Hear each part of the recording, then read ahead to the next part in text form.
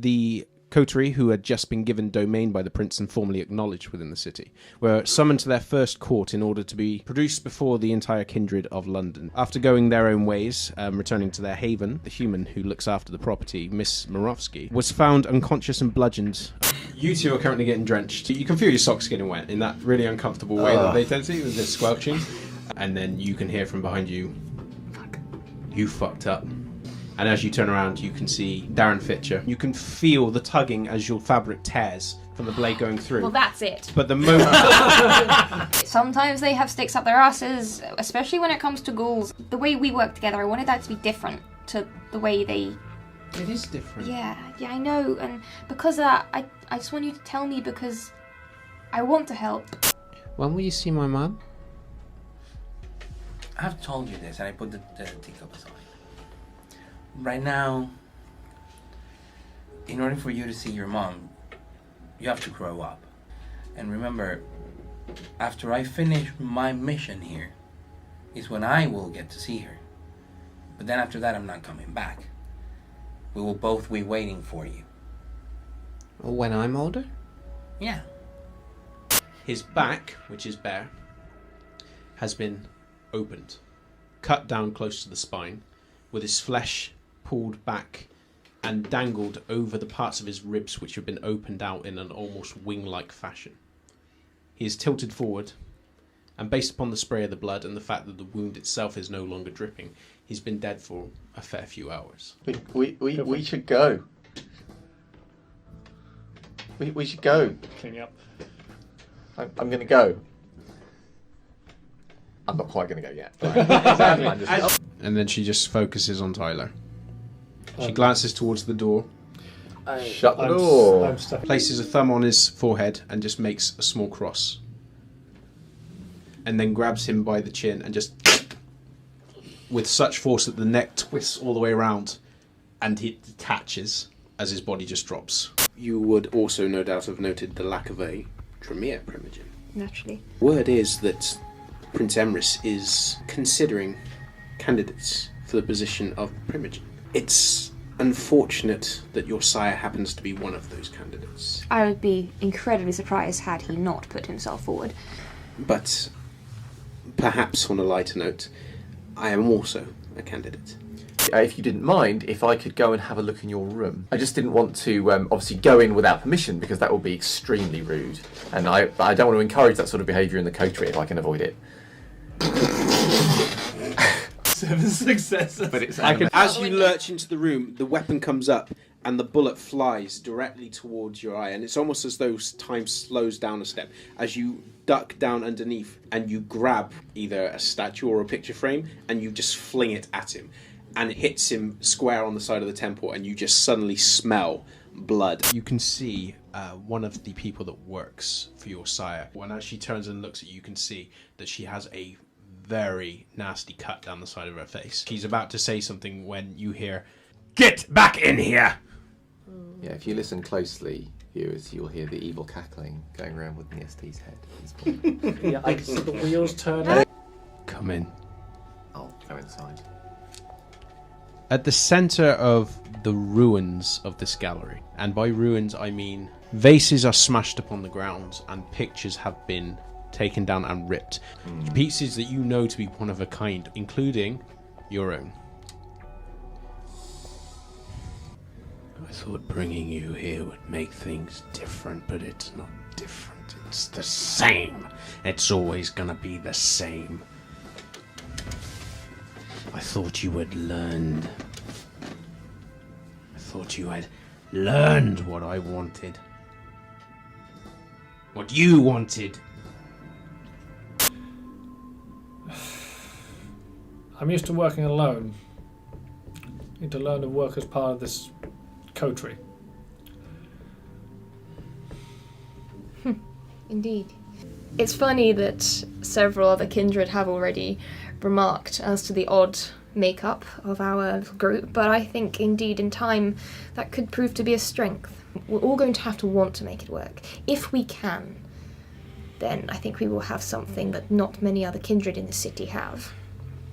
I have my own claws, and you've taken a hit. You might find this a touch more useful. Toss it to her.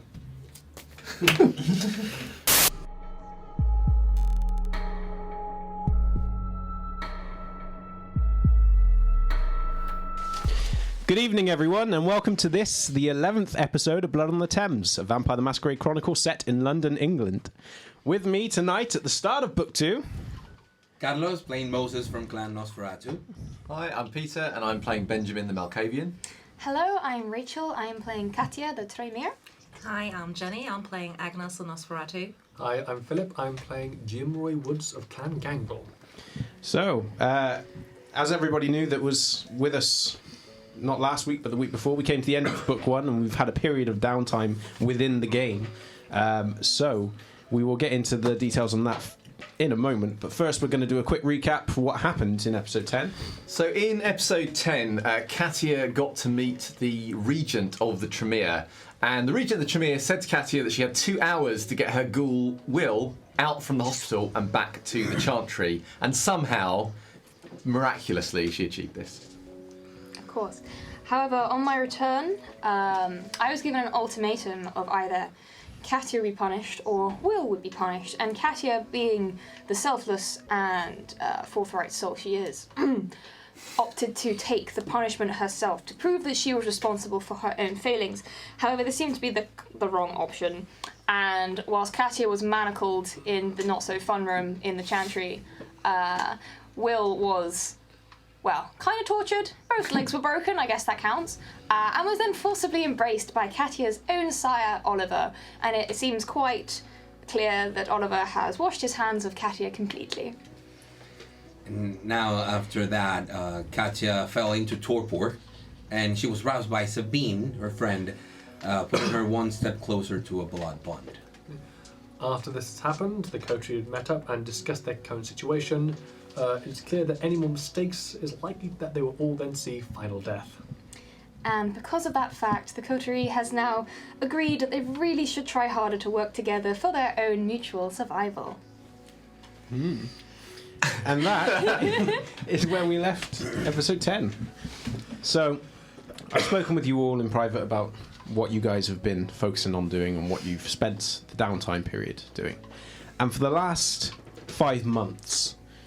you've been either doing private studies, helping Mrs. Morovsky begin restoration onto the crossed hands due to the fire damage and other acts of vandalism which occurred both due to members of the coterie and outside of the coterie.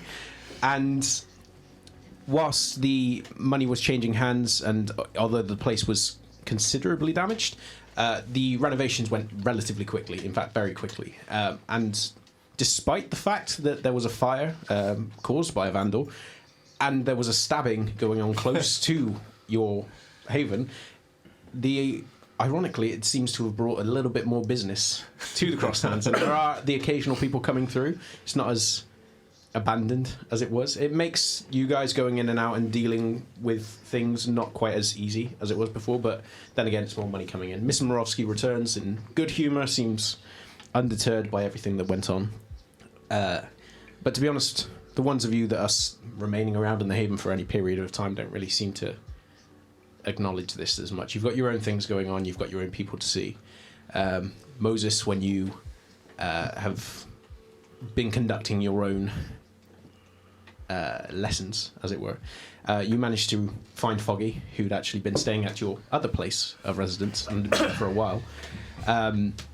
With him in tow, you've managed to locate where Lucy had been moved to. And through Benjamin and Benjamin's offer of goodwill, you've managed to get a message to her. And for your own private investigations, you've discovered that Susan is still her carer, but she is under investigation to see whether or not she's competent to maintain guardianship of her. There's, based upon the reports you've read, and you've managed to check them quite thoroughly, you deduced that the reason that she never answered her phone and the reason she wasn't there is because she was in the middle of an affair. And due to some of the other reports that went on, this individual called Doug Peterson, who is someone that she works with, whilst married himself, has been helping her get through a rough patch of depression where she feels that she is overworked, stretched too thin. And although she's not trying to use that as an excuse for why she wasn't there, why she wasn't responsive when the emergency services tried to get hold of her, it's not working in her favour. She's got Lucy with her for the time, and Lucy, from her own vocal standpoint, doesn't want to go anywhere. But they're not really taking her view into consideration for this. On top of that, Alan Burr has been speaking with Mrs. Morovsky. True to her word, she did contact him. With the patience of a saint, he's managed to get her cooperation. And based upon what he has relayed to you, due to the CCTV footage and the testimony of Mrs. Morovsky, Darren Fitcher is now wanted for questioning by the police. However, when the police in Kent began interviewing Tanya Gifford to see whether or not he had actually gone there, she claims complete ignorance of his whereabouts, didn't even know that he'd gone missing or why the police had wanted to go for him. Alan Burr does not believe this. However, they are still looking for him, but they've no idea where he's currently gone. You've exchanged all the money back to Mrs. Morovsky. You've all been doing your own private things. You, in particular, have been somewhat isolated from the other members of the coterie. But on the few occasions where you've gone back to the Chantry, you've not seen either Oliver or Will. If they are indeed there, they are keeping to themselves. But on the occasions where you have gone there, Sabine has often made a point of seeing you. You've not seen the Regent.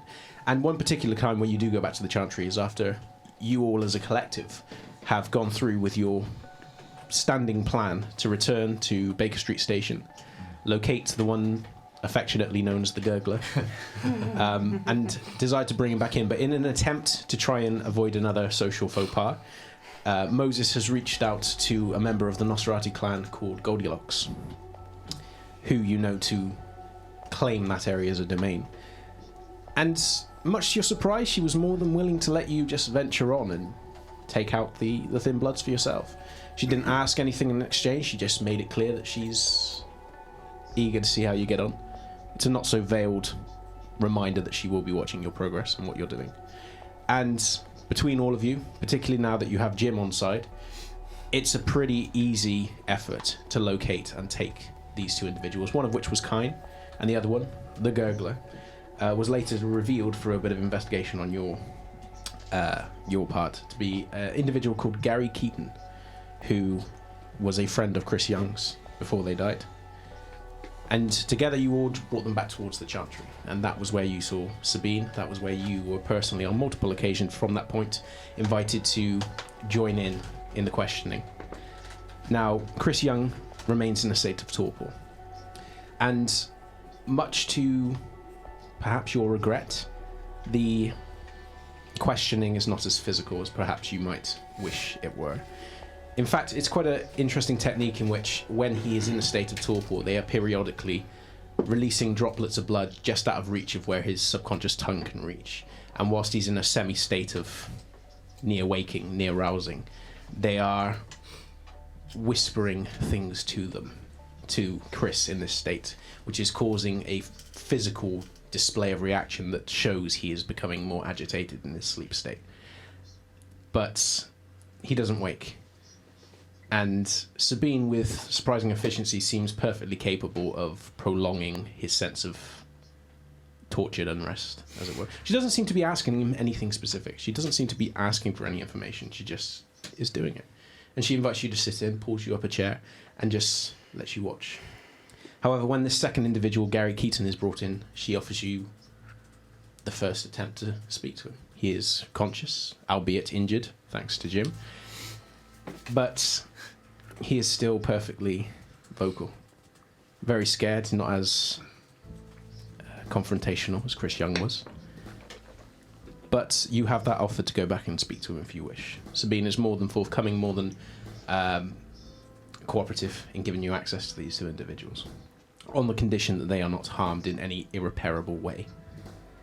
So, this is the main thing that you guys have been focused on. Aside from your little bits and pieces, you, Benjamin, going off to look for Edmund and trying to provide more work. Edmund, for his part, seems to have kept that one piece of art that you had very, very eager to begin this grand display that he plans on inviting the Primogen to. And more bits are purchased, more artwork, more sculptures and everything are brought in. The gallery is repaired from his less than amicable night. Yeah. And the place looks resplendent. Every time you're there, it is in prime condition. He himself is in good spirits. He's excited. And he plans on offering an invitation to the Primogen to come to the gallery as a kind of personal viewing at the next court. And whilst there have been numerous gatherings, the first mandatory court, due to the presence of the Prince and the Primogen, happens on June the 4th, which is where we pick back up. Now, is there anything you guys wish to have done prior to jumping back into you guys at your haven? Is there anywhere you wish to go? Is there anything you want to do before we begin? Had I had a chance This is during the downtime time, yeah. to see Lucy at least once. No. With everything going on, you wouldn't have had a chance to go to her. The message that you had, that you provided to Benjamin, would have gotten to her, but you wouldn't have been able to get to her personally with everything you were attempting to do. Most of your efforts probably have been assisting Plucky Jake with regards to the Shrek net. As to your purpose being there, that's the entire reason you're there. And given your thin ice at the moment with Plucky Jake, he has not asked his boon of you yet, but he is not hiding the fact that he is pissed at you either. So most of your attention has been divided between your own personal things and getting the Shrek net. Then what I'm going to try to do is use the Shrek net to get Noah Miller online. Okay. Yeah, I mean, your original identity you would have managed to piece apart. I mean, I believe your plan was to make it look like he had died in the fire, which one of the many fires of which your coterie was involved. Car crash plus fire. Yeah. That one. That fire. Yeah. I mean, given how extensive your mask was, how thoroughly you had this character planned, it doesn't take too much for you to put the two together. I mean, the fire that was burning was pretty hot, and it was a while before anyone managed to recover the body out of the wreckage, and due to a bit of tweaking online, you managed to make it look like this individual had died in the fire. Based on your initial scrutiny, you cannot see anything that suggests it's not a clear-cut case of this individual is dead. You're happy enough with it, but then again, your attention is divided, so... Is there anything else anyone wanted to do in the downtime? At some point during the 5 months, Katia would have written one of her usual postcards to Lucas. Okay. Anything specific you wanted to know? Not just really, it's just keeping up the sporadic contact, so it's not like something that's concerned. You definitely receive some responses from Lucas. He's very prompt in his responses. He is also very vague in what he says, but he was getting more and more vague before you left. It's probably a good thing.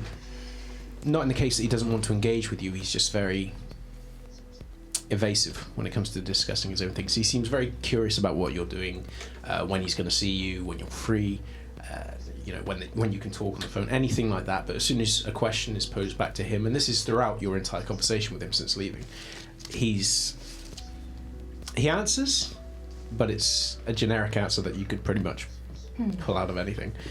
But then that's just how Lucas has been since before you went. It's true.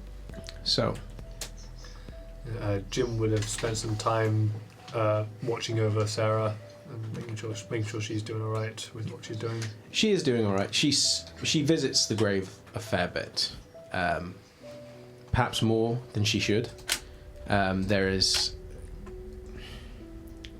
It's clear that she's not gotten over the loss of you. And while she goes there periodically and stays there for a while, perhaps long, she's there when it's late, she's there in the morning.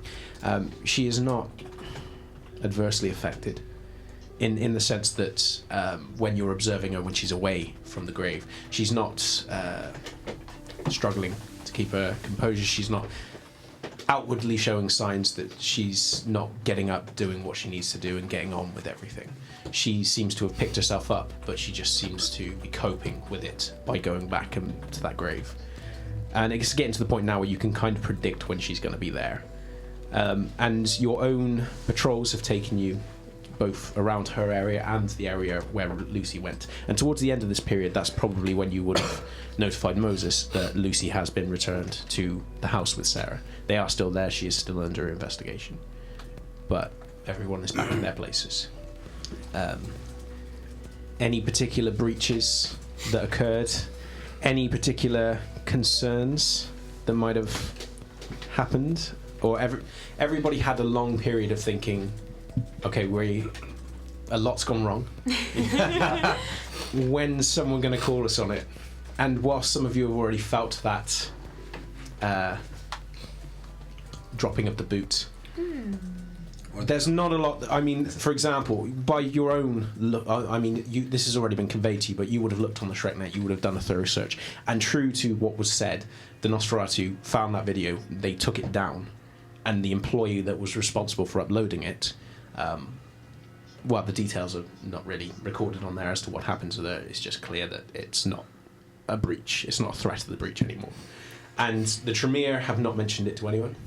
They have kept it firmly under wraps, and the push for this Primogen seat between Sabine Wick and Oliver Whitlock remains in force. There are numerous discussions going on behind closed doors, both in the chantry and outside of it, as they both vie for position.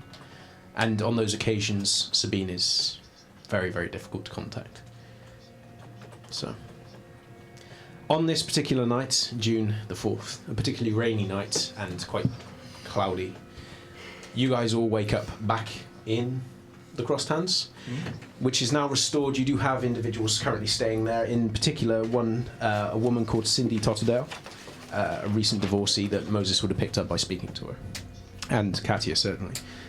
It's always useful knowing who's in the building and who's not.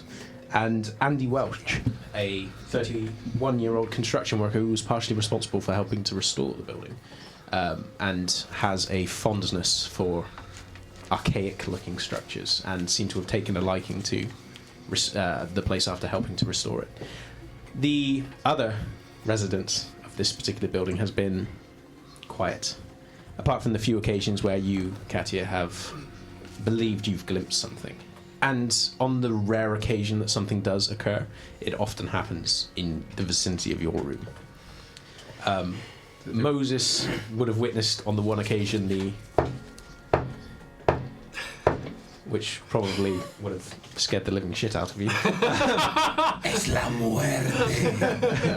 But it's always the case that wherever you are in the building, it sounds like it's coming directly from above you until you reach the roof.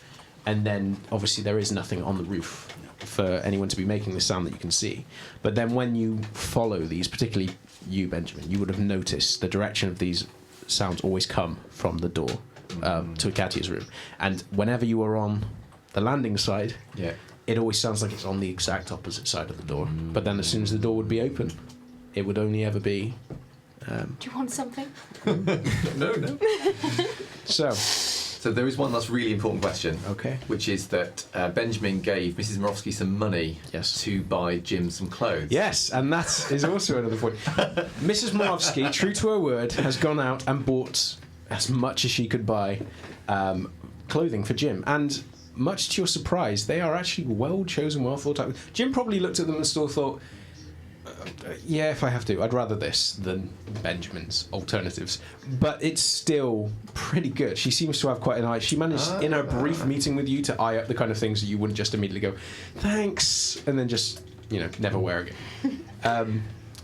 But she's also not been shy about taking the money that was offered for the restoration and everything else. I mean, she probably doesn't have it herself. She has also gotten for herself...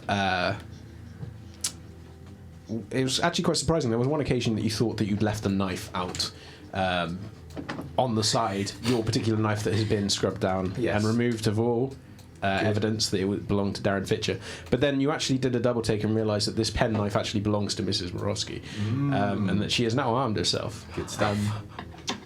Like it. Dude. Yes. So dangerous. But, so, you've all woken back up in your haven.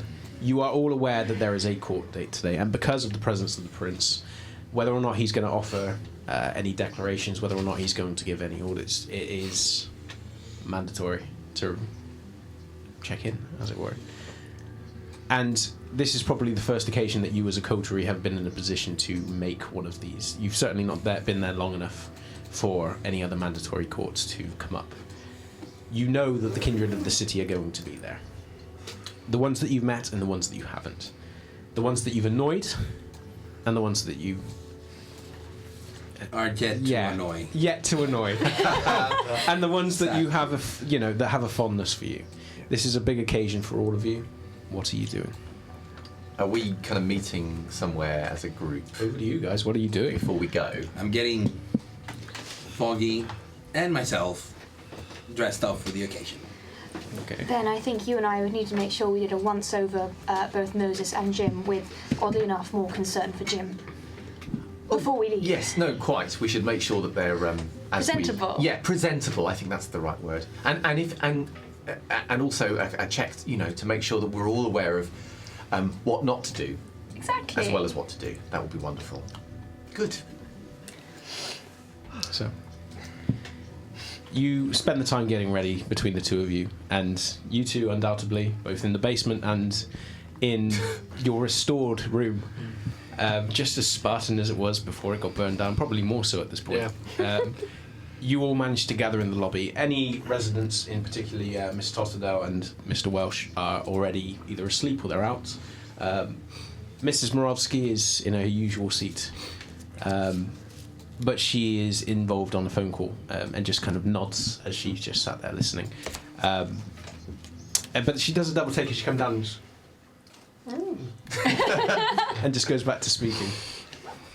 I use my normal exit from the basement towards the door without going back to say hi to her or anything.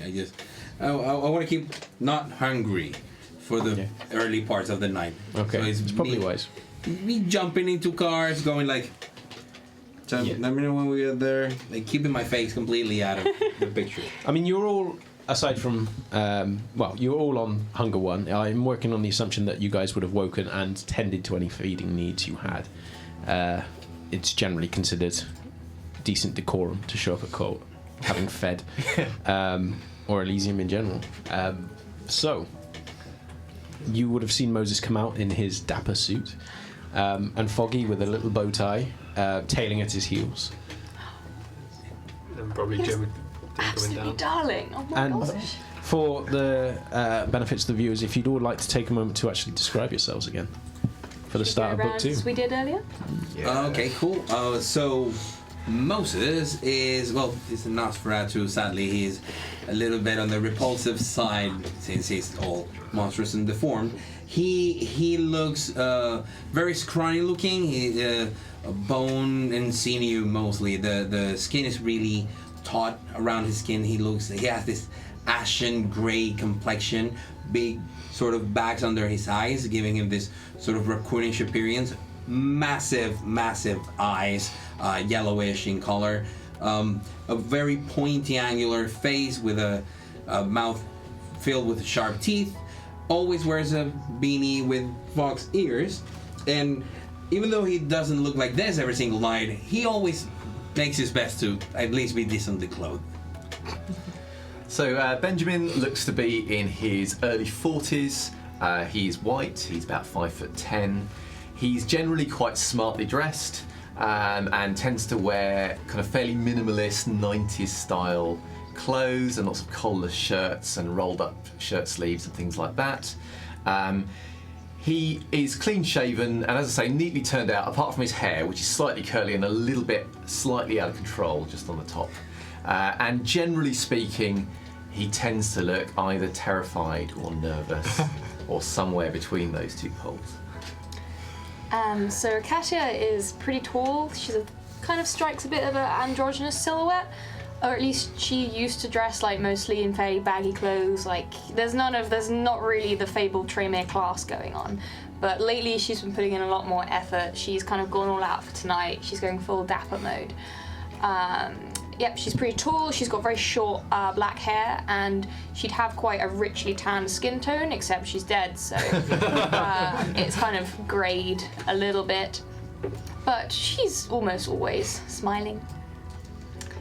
Whereas Jim's come down, in his fairly normal hoodie, really not caring too much what he looks like, having found one of the few hoodies that Mrs. Morowski managed to put in there. Quite youthful looking, maybe early 20s. Look, short black hair, so decently youthful looking face. Jim, do you remember the suit that I purchased for you for that first time? Right. Where is it? Do you have it still? Somewhere. Oh, wonderful! Because I don't know about you. I think, well, I mean, look how resplendent Moses appears, and don't you think it would look a bit strange to go to court not, I'm just thinking. Well, I don't know, Katia. What do you think? I mean, let's be honest. It's not exactly your look now, is it? But what if we could have a compromise? Because you could wear a smart jacket or blazer over a plain black T-shirt. And that's still smart. It just isn't poncy smart like Ben. How rude. Oh, come on, Ben. I'm paying you a compliment, really. It's part of your brand. Are you? Oh, fine, I suppose. I think what we're trying to say is just a little more would be good. That's all. Because the thing is that you don't want to come to the prince's attention in the wrong way. Again, that's all I'm saying. I have a pocket watch you can borrow. You have a fucking pocket watch? Yeah, and it gives the time, and it goes in your pocket. It's a pocket watch.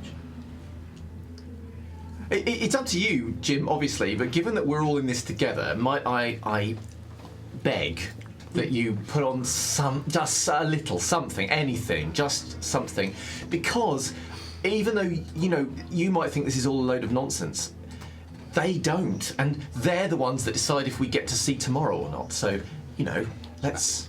I think he looks alright. Do you? Well, how many gangrels do you think are gonna show up dressed smartly? I don't know, I would have thought all of them. How many gangrels do you think have a coterie that is concerned about how they dress? Do you remember the Gangrel Primogen last time we saw him? He didn't exactly make an effort. Oh, so does that mean that it's different for Gangrel? No, I'd say that a compromise is more understandable. Yeah. Oh, well, fine. Well, you know better than I do. I mean, if you think this is acceptable, then by all means, let's... It's up to you, Jim, but I would suggest maybe swapping up the hoodie for a jacket. Little things, they create quite a big effect. Very well, there's more your sort of place. Thanks. Well, that went quite smoothly, I thought. I thought so too. Oh my god. There we go. Oh yes, that's much better. That's a 1,000 times better. Yes. Oh good. Oh, I'm really glad you've done that. Thank It you. really suits you. Yes. I don't know what That's your much problem better. is. Well, I can tell you one thing. He looks like a mobster. I'm not wearing this noose. Do either of you need a tie? You both ready? No, not at Well, all. I've got mine. Well, Yes. I suppose we'll, maybe we should put it in the car just in case. If we go by car. You never know when you might need something to go around someone's neck. Shall we go? Yes! Okay. So as you all begin making your way out of the lobby, Mrs. Morowski, each and every time one of you passes goes, Oh, you look nice, dear. Oh, nice to see Jim make a bit of effort. as you all begin filing out, how are you getting there? Am I driving you all, maybe? Your car is probably nicer than Will's. Yeah. Yeah, we'll take my car. Okay. Well, Well, you want me to drive, do you? No, I can drive my own car. Do you? Good. It's okay. I'll sit in the bag with the animals. I guess I'm in the front then. What? I meant Foggy. as you all begin filing into the car, the notification that you've already received from Sabine as to where the court is being held, it is not at the theatre where the Elysium has been kept previously, but at the Drapers' Hall in Throgmorton Street. And it's a fairly interesting drive as you all begin making your way there, not only because everybody is now currently piled into their own cars, making their way back and forth with the weather being what it is, But when you finally get to this building, there is a small part of all of you, even maybe Jim, that realizes that dressing up was probably the thing to do. This is a very ornate ballroom style get-up with very old stylings of pillars, paintings. The decor in general just looks very dated, very well kept, but it is something from another era almost entirely. It's like stepping into a museum of sorts that has been purposely renovated to appear as it should. And as you are greeted individually by Marcus Grey, the Prince's Ghoul, as he nods to each of you, and then when he sees Moses, just...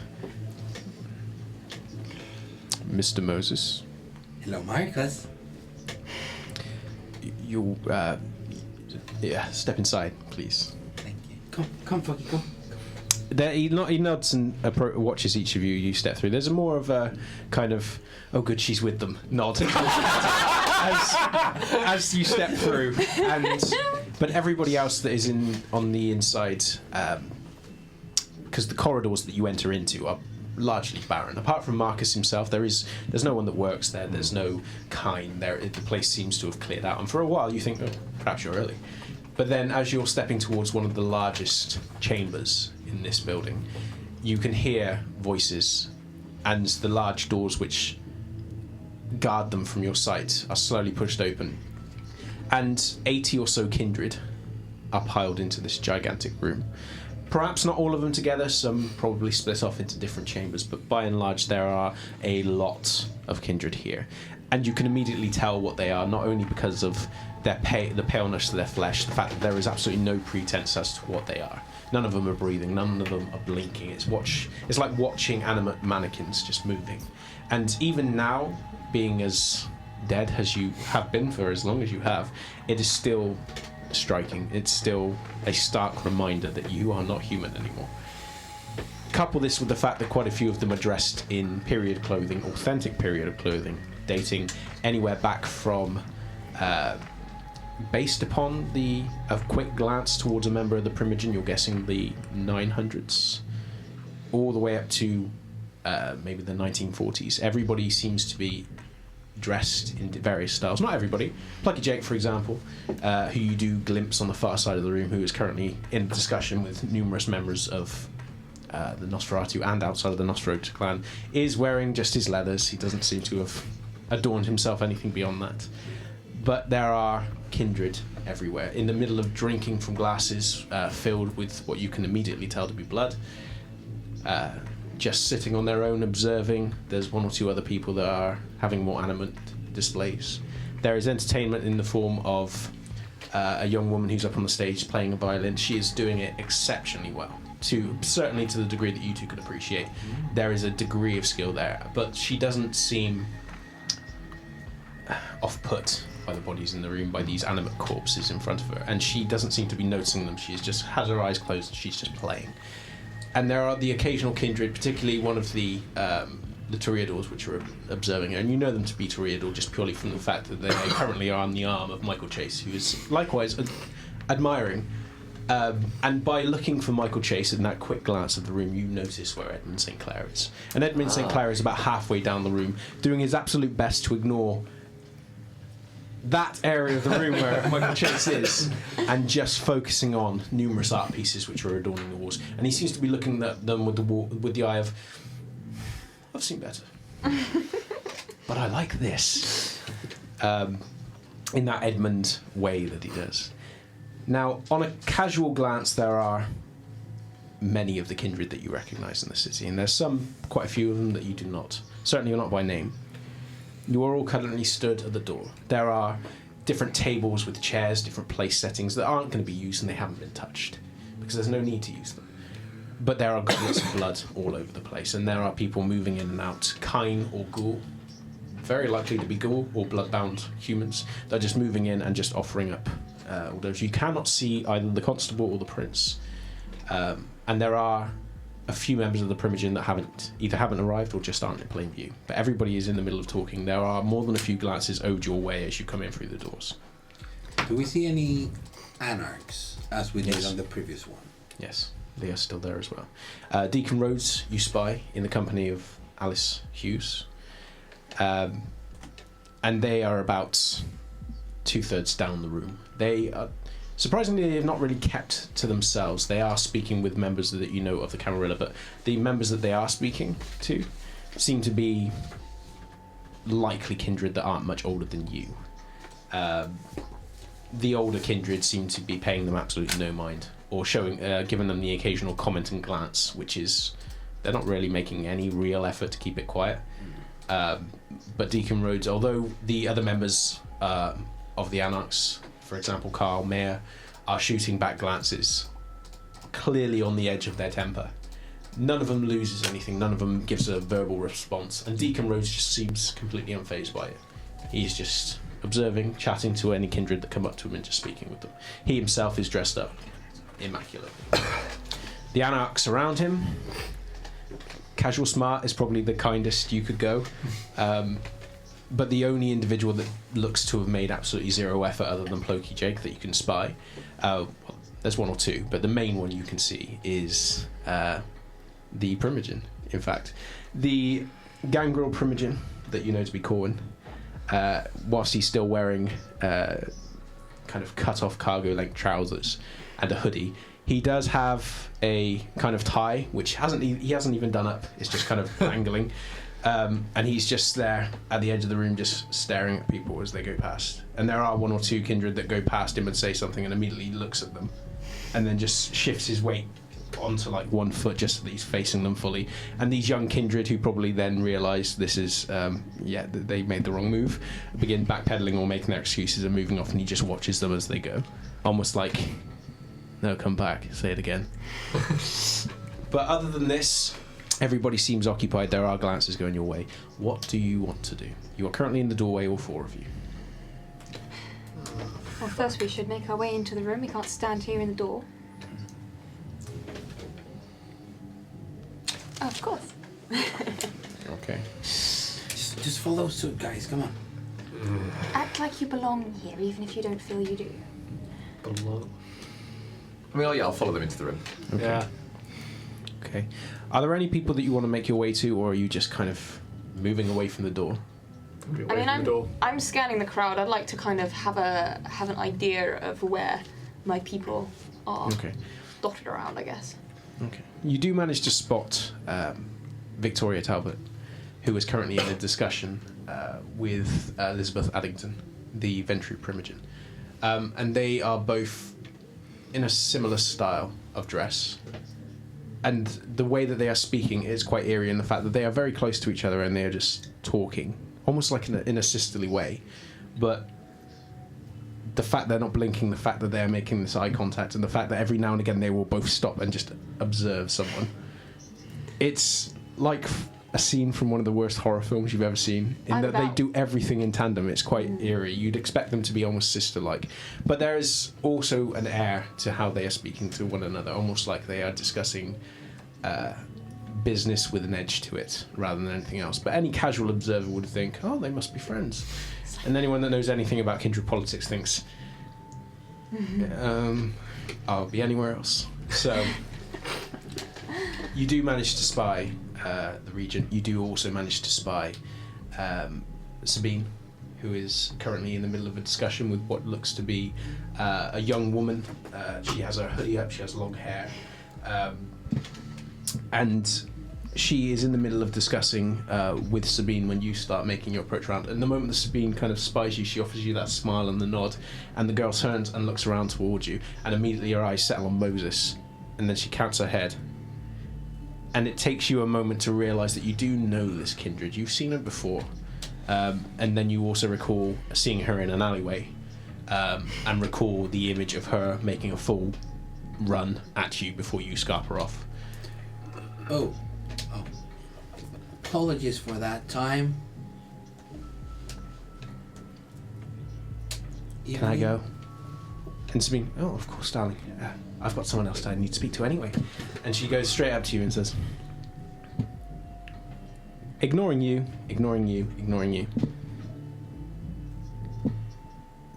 You know who that area belongs to now, yeah? Yes. Don't go poaching there again. I wasn't poaching.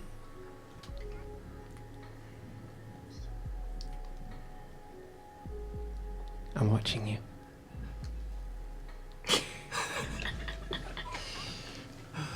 She stares for a long time and then just turns and makes her way off into the crowd. Smeen just watched her and goes, charming girl. Yes. What's that? Really, I thought you two were acquainted the way you addressed her. Well, I was walking through her domain and she chased me out of it.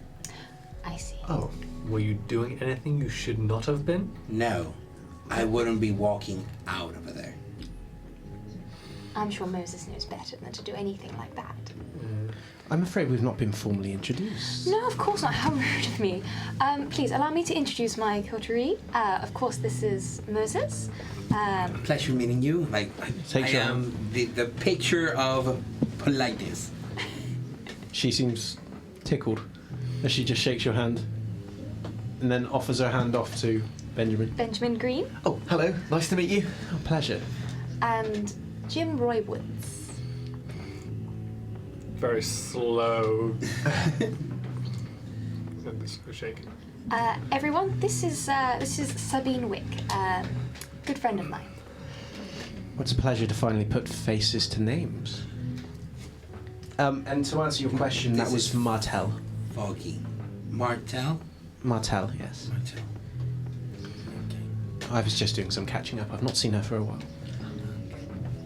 And this is... Foggy. He's very well behaved. He has a tie. Yeah, a little bow tie. He likes to be fancy. The occasion requests it. They're inseparable. You certainly don't lack for entertainment, darling. Of course not. I always aim to please Sabine. Well, I will forewarn you, darling. Your sire is here. I had no doubt he wouldn't be. He's already having a private audience with the prince. I'm assuming to introduce Will to him. I did wonder whether she would make an appearance officially this evening. Given everything that's going on, we're not going to risk snubbing the prince by a lack of introductions. Naturally. If I may, is there indication of how it was taken? Not that I'm aware of, darling. I mean, this is something that Oliver's playing largely close to his chest. Of course, of course. All I know is that the regent is not concerned, so it must be in some way above board, or if not above board, at least acceptable. Of course, as to long the as praxis. there is no concern to the clan, then. No, not at all. So, now, I've got to wonder, darling. Now that you're here, this is your first court. What are you planning on doing? Well, I think it's an excellent opportunity to maybe build some new relationships. It's certainly advisable. Maybe concrete some old ones. I think it's an excellent opportunity for all of us, don't you agree? Have you been in many courts before? Far too many, darling. It's not really my scene. It's more the regent's, to be honest. She excels in court. I believe she was doing it even before she was a member of the kindred. Whereas I've always preferred my books and my study and research. But the gatherings I were at was a bit more... They had different etiquette. Is there any dancing? Well, I'd imagine there are a few kindred that might join you in that regard. You're certainly welcome to. There's music playing. Thank you. You can always request from whomever that is for a song. Okay. She seems talented enough. So. Probably best not to be the one to initiate a dance in a room full of... Oh, no, I'd love it. It'd be amazing to see you dance, darling. Oh, God. It would be amazing, yes. Well, it'd certainly draw the eye from other distance. That's very true. It would give people something to talk about that, well, I'd say it'd be fairly innocent, but then I don't know. Well. Sorry to interrupt. And you hear the voice from behind you, and as one, you all begin to turn, and you see that Plucky Jake is standing there, And what he has underneath, he has a black shirt that has a kind of tie drawn on.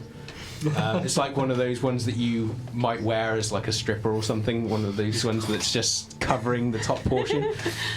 And you also notice that he has penciled on eyebrows as well, that look in a perpetual state of shock. Sorry to interrupt. I wanted to come and say hello to my good friends. Good evening. Hello. Well, it's been a while. How are we all doing? Sabine just nods, takes her drink, and just begins moving off. Well, actually, it's quite a good that you've come, because I did want to say thank you, actually, because everything that you told us the first time we met you was true. Well, fuck me blind. Oh, no, but, I mean, as in really true. I mean, as in I really appreciate it now in a way I just didn't at the time. Well, so thank you. You are most welcome. Oh. So, I'm not gonna lie, the reason I'm over here is because I have something that I want to discuss with, well, at least one of you, maybe more. It's payment time. No, don't shit your pants, Moses, not you. Hi, James. I've got something I want to talk to you about. Alright. Well, don't look so fucking glum. He just said everything I said is true. What did I say to you? Fucking smile. That's better. Fucking kiss ass. Right. Would you like to join me in my social corner? Alright. You're all welcome to come as well if you want. Unless you want to stand here just looking like 3 fucking soft arms with your... Is that a fox? This is Foggy. What the fuck? Why'd you get a dog, Moses? What the fuck's wrong with you? A lot, apparently. Okay, it's not on you. You told me. What the fuck? And he just walks off towards the corner. There's some other Nosferatu kind of like just there in various states of repulsiveness. All of them, to a degree, are being avoided. The very few that are in conversations with someone outside of their clan, it's quite clear from the distance between them and the way that the other people are talking that there is a clear stigma for this clan. But it's a stigma that the clan knows all too well. And that most of them just completely ignore. Certainly Plucky Jake is given a very wide degree of movement, not just because he's primogen, and that's quite clear. And as he moves back towards the corner, you see you certainly notice Sexy Pearl. Is Carrion there? Yeah. Carrion is because there. I want to go to that corner and see. Carrion. I can say hi to Goldilocks and to Carrion and, you know, my nosy fellows. Yeah. I mean, Carrion's there in all of her... completely... I mean, out of all the Nosferatu there, she is one of the ones that draws the immediate eye because she is a Nosferatu who is... She cannot pass as human. She is one of the ones who was stricken so badly with the clan curse that she is... I mean, as by her own admission, she very, very, very, very rarely comes out in the warrants. And the way that she's hunched... the way that she is, it's hard to notice her unless you are looking directly into this corner, just because the tables around her come up almost to a level with her. And she's just there kind of with long spider-like fingers just moving cutlery and then moving it back. And then she looks up at you and goes, Hey, Moses. Hey, Carrion, how are you? Look, I brought Foggy with me. What the fuck? Is that Fox? Yeah, I mentioned Foggy. Yeah, you thought I was lying, right? Well, can I see him? Yeah, sure. Foggy does not seem to appreciate being shunted towards this monster, but goes anyway, and the way it kind of lurches back, it's quite clear that sliding him across the table is the only way to get him to move. And then her like long fingers just kind of come up and just wrap around him and just pick him up like a cross between a baby and a football. Mm-hmm. And the way he's kind of like twisting, trying to get back to you, is she doesn't seem to care or mind. She's just observing him like, so small. Mm-hmm. Moses, where did you get it? Actually, on the forest, and I told her like on the outside of the city. I found him as a puppy. The way he's twisting and the way he's baring his teeth is probably going to bite her, but she just seems to be like, It's a regular. Yeah. Come here, boy. So I found him when he was a puppy. It's like I just ease him a little bit. On serious note, Moses, I'm waiting. Whenever you want me to pay it forwards. Well, there's only so much I can do without notice to make sure that you can speak with the smiling man. But from what I've heard through the grapevine, he's already aware of you. Well, not you, but someone else within your group. Okay. So, just tread carefully around the hospital. Okay, will do. and she goes back to start pushing cutlery around. See you around, girl. Come, Foggy. Foggy, because it's like a dog. And she just continues pushing He around. gets it. And just past where Carrion is, you see an immensely fat Nosferatu, an immensely fat one. One of the ones that one of the individuals that you, if they were living, would probably have difficulty leaving the house or being moved around. But this individual seems to be moving with quite a surprising degree of grace, and is sat there just observing everyone. But the way that they're gesturing almost makes it seem like they're kind of... It's like they're looking at some sort of interactive screen and they're just like directing towards people.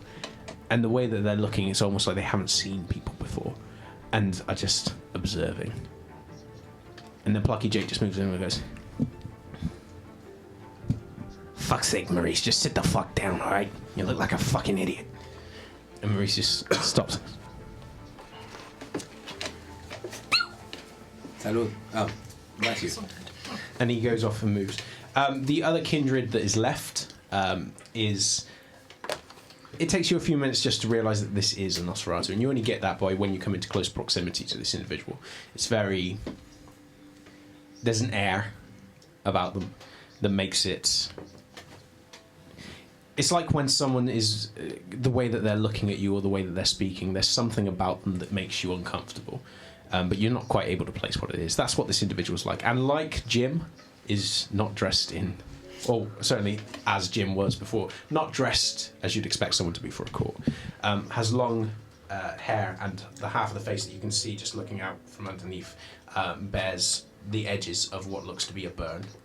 And this individual is who Plucky Jake directs you to. Right.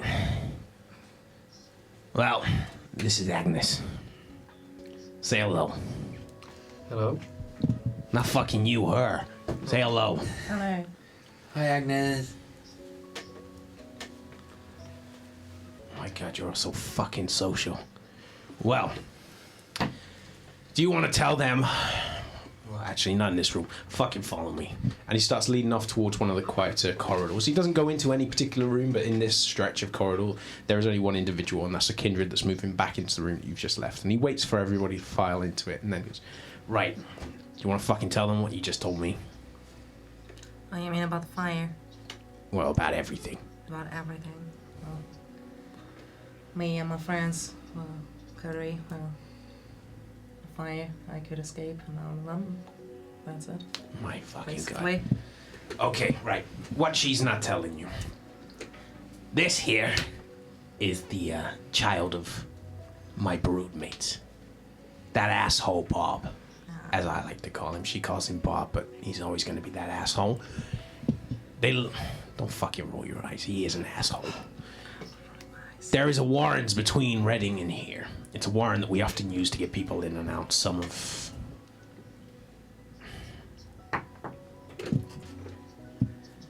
not everybody would appreciate having in the city, put it that way. And if any of this leaves your fucking mouths, I will find you and I will break your fucking necks. Do you understand me? Yes. Good. I'm glad that we don't have to have this whole, No. fucking dick waving anymore. It's great. They saw Frosty Joe's work, so no need to. And that was a love tap, Moses. I know. Good. Anyway, she comes out of those warrens. The child of my broodmate, and I think, oh, fuck. Why's she here? She had a pretty little story to tell me. Fire was the first thing she told me. As you can see, move your hair. Move your fucking hair. Come on, let them see. You all know that. You fucking know that. Everyone knows that. That is the bitch sting, the love kiss of fire. Oh, yeah. Now, initially, this makes me go, well, don't fucking, like, lick a fireplace or some shit. But it actually turns out that everybody in that warren is now fucking dead. Every one of them. She's the only one that made it out. And the entire point behind this, the real creme on the cake, is the fact that most of the kindred there were driven to frenzy and couldn't escape the tunnels because they'd been sealed. Then some fucker lit the warrens alight. She can't remember how she got out. She went frenzy. Probably one of the fucking tunnels. I don't know. Maybe they missed one. But we don't know who the fuck this is. Or how they found the warrens. People are spectating this. The Sabbats. Some people are talking. There's the fucking lupines or some shit like. I don't care. I just want to know who. Now, you are not getting off so easy with your fucking boon. You, however, James, I am going to be sending out to this warren. You're gonna go with Agnes. You're gonna find out what the fuck happened. Or just more information than people were burning. I gathered that from the mark on her face. But I want to know who the fuck killed my broodmate. And if you find them, you bring them back to me. What state would you like them in? As long as they can feel fucking pain. Do you understand? So, torpor at most. I don't fucking care whether or not you wrap them up in the Christmas bowstring. Just bring them fucking here. Got it? Not a word of this leaves. No one else is to know that I've been hit. Do you understand? Okay. Absolutely. When this is done, I'm gonna be telling Michael Chase that your boon is done. You can even be there to fucking witness it if you don't believe me. Although I'll take it as a slight if you don't. Yep. And then once we're done, we'll talk about your fucking boon. Got it, boss. Hey, it's a party. If you got anyone else you want to talk to, do it. But I want this done before the end of the week. Obviously, I have no pull over. Well, I have no pull over you guys. If you want to send them off on your own, that's your fucking deal. But, you two are going. I want to know what happened to him. Good. Now, is there anything you wanted to say to me? Is there anything that you want me for before all these other primogen pricks need me? Nice eyebrows. Thanks. You know, it's court. I thought I'd make an effort. Nice jacket. Who bought that for you? I'm betting it was you. It was one of them. It was actually our landlady. Your fucking landlady's dressing you? Take what you can get. Fuck me. I thought you were fucking joking, Moses. I'll tell you what, though, it's better than, like, fucking all that shit you were wearing last time. Yeah. You, suited and booted, that's the fucking sight. Like it? Apart from the beanie. Oh. You look like you're in love with your fucking fox. Good, good. You're a weirdo. Anything else, people? No. Oh. How bad of an idea is it for me to ask for a song to sing or dance? I think it's a brilliant idea, Moses. Thank you. Thank you. Oh, fucking hell. You understand what you gotta do, Agnes? I leave you in their fucking capable hands. As part of my boon, you're responsible for putting her up for the duration of this. Anything happens to her, I will be coming to find you. Do you understand the terms of the boon? I understand. Fantastic. Alright, I gotta go and look social. before that fucking fat shit out there forgets that he can't eat anything. And he walks out, leaving you guys alone in this corridor with Agnes. Hi. If, Hello. Yeah. if you'd like to take a moment to describe your character in more detail than I did. Yes, of course. I'd love to. So Agnes is Nosferatu, obviously, with a burning scar when she escaped. But she is hiding it under pretty emo fringe. She has long blonde hair and is always wearing a hoodie with some nerd logo on it. Today it's Star Wars, yay. Usually she's always on her phone texting someone or stuff like that because she's not really social person, like communicating in person with people. She's more of the computer nerd. And yeah. So, Oh, Star Wars. I've just seen that film. Yes, we did. Yes. We had a film a few weeks ago. It's wonderful music, and I love the social commentary about the robots. It's How brilliant. much do you know about the expanded universe? Are Yes? are those real ears? this no, this yes. This is just a beanie. It was a gift. Did you ghoul a fox? How to do this? So cute. He's very proud. Quick question: how long have you been here in London? When did you arrive? Not long, Does the prince know you're here? of course. Okay. Oh well, that's fine. That's fine. Now that we You're can not get just going to a city and let the prince not know. No, I mean, who would do that? Oh, goodness. Don't do that, now don't that we you? got that out of the way. Yeah.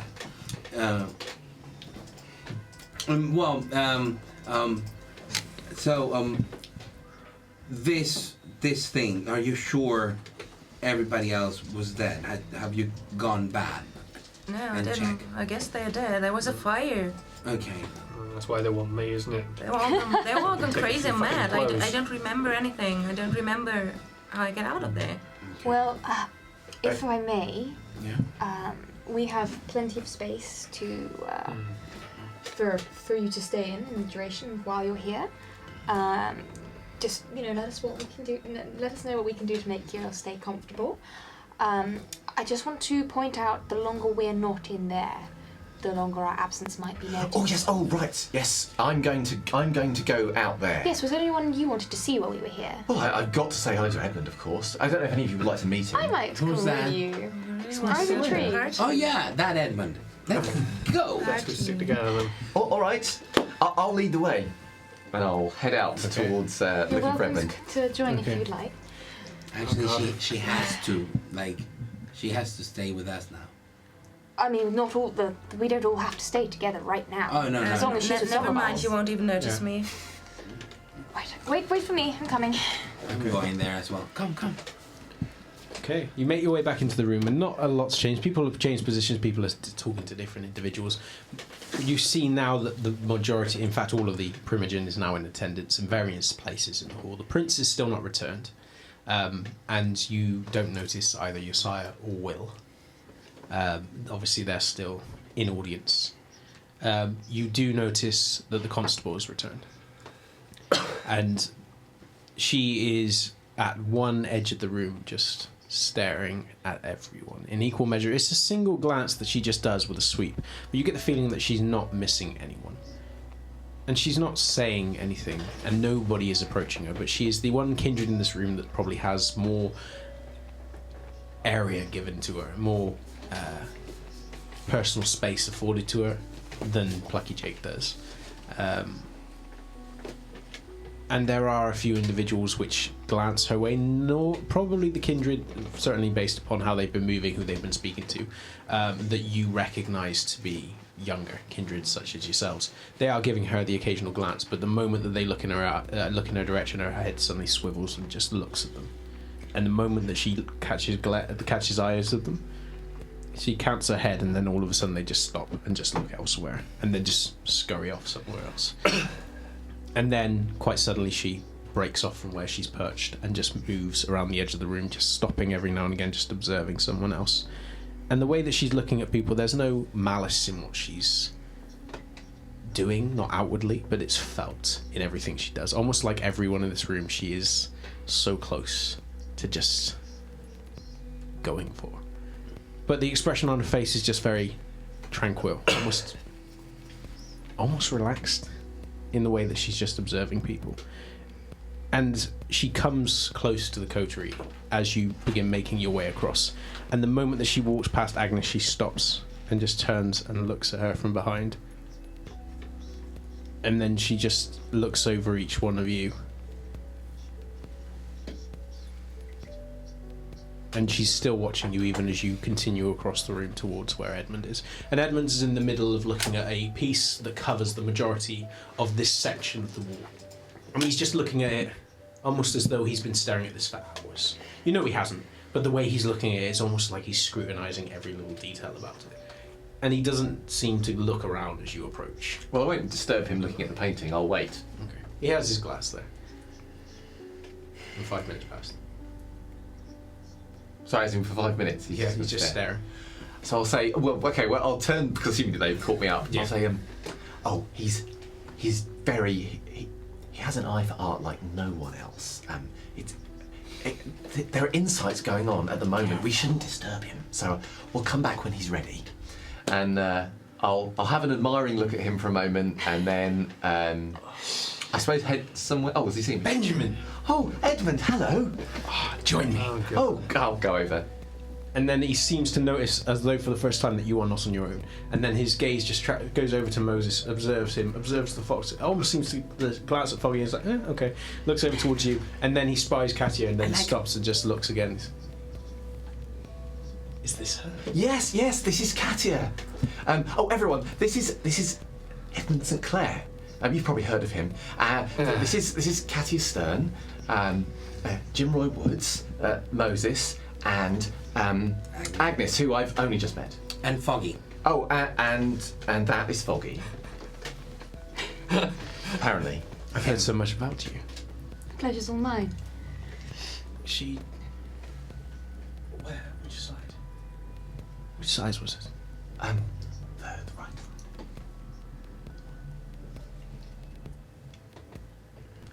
Could I just ask something? Of course. Can you just... I mean, this is quite a tight shirt. Here? Not a trace. So tell me more about you, Katia. Are you an arts lover? I am indeed, yes. You should come down to the gallery at some point. It would be a pleasure of mine. Of course, I don't have anywhere near the eye nor talent that the wonderful Benjamin does, of course, yes. But he speaks very highly of you, and his work is clearly worth admiring. Well, we are setting up for a particular debut for his most recent piece. Yes, it's very exciting. Something you must all come and see, I insist. You're gonna do a show and you didn't tell us? Well, no, I'm not. Edmund is going to have a display. Some of my work will be there, of course, but it's going to be... We're going to be showing it to the Primogen. To the Malkavian Primogen? Yes, I need to make the invite, of course, but he is a man that appreciates substance. He will recognise the value in coming to see my Benjamin's work. Yes. Can we come? And who's this? I don't recognise this one. Agnes. Well, she's a fellow clansmate. She's here visiting. Move your head, dear. Your hair. Your hair? No, why? Oh, please, just move it. It's just... He already knows it's fine. Just move it a little. Yes, that's it. How did that happen? Fire. It was an accident. Yeah. He takes a step towards you, but given the length of his stride, it brings him quite... not uncomfortably close, but as close as you could potentially get in a social situation. And then he just reaches out almost as though to move your hair, offers a small smile, and then just moves it aside. It looks very painful. It was. When did this happen? How many days? Not long ago. Fascinating. Oh. I'd say that's inspiring, Benjamin, for your next piece. Yes, of course. Apologies, I didn't make you feel uncomfortable. It's just, it's remarkable what our bodies can do, what we can sustain. Totally. Indeed. But seriously, clearly not happy. He doesn't seem to notice, or maybe he just doesn't care. I've kind of He's- absently taken a step closer to Agnes. Yeah, he's still where he was, but he's just. He seems to be enjoying the company. He seems to be very his glances between all of you as he's just saying everything, almost like he wants to involve you all. And he's just. When you come to my gallery, you will understand the truth that's in the art. I mean, I could say this about many people, but. And then he stops, and he looks at you, and then it takes you a moment to realise he's not looking at you; he's looking past you, and then you can hear soft footfalls from behind you, and his body suddenly goes tense, and he just takes a step back away from her, and you can hear, "I think I own this piece. In fact, I do. I'm glad to see that they brought it here." And as you all turn, you see Michael Chase walking on the arm of a young, very, very attractive young toreador. And you can tell that she's a toreador just purely because, one, no other clan would dare take a person of such visual appeal from the clan. And the way that Michael Chase is holding her, it's not like possessive, it's more like she's clutching at him possessively. And he's just walking with her, just open shirt, hair combed back into like a stunted ponytail, just eyes gleaming. It's almost like the perfect image of a pristine corpse. The sound of his voice and that, the moment he comes in, it's not that I just step back. That's sort of like my cue. I start making my way towards the violin player. Okay. Immediately. Okay. So you'll have a couple of minutes before I ask for Por una cabeza, the tango.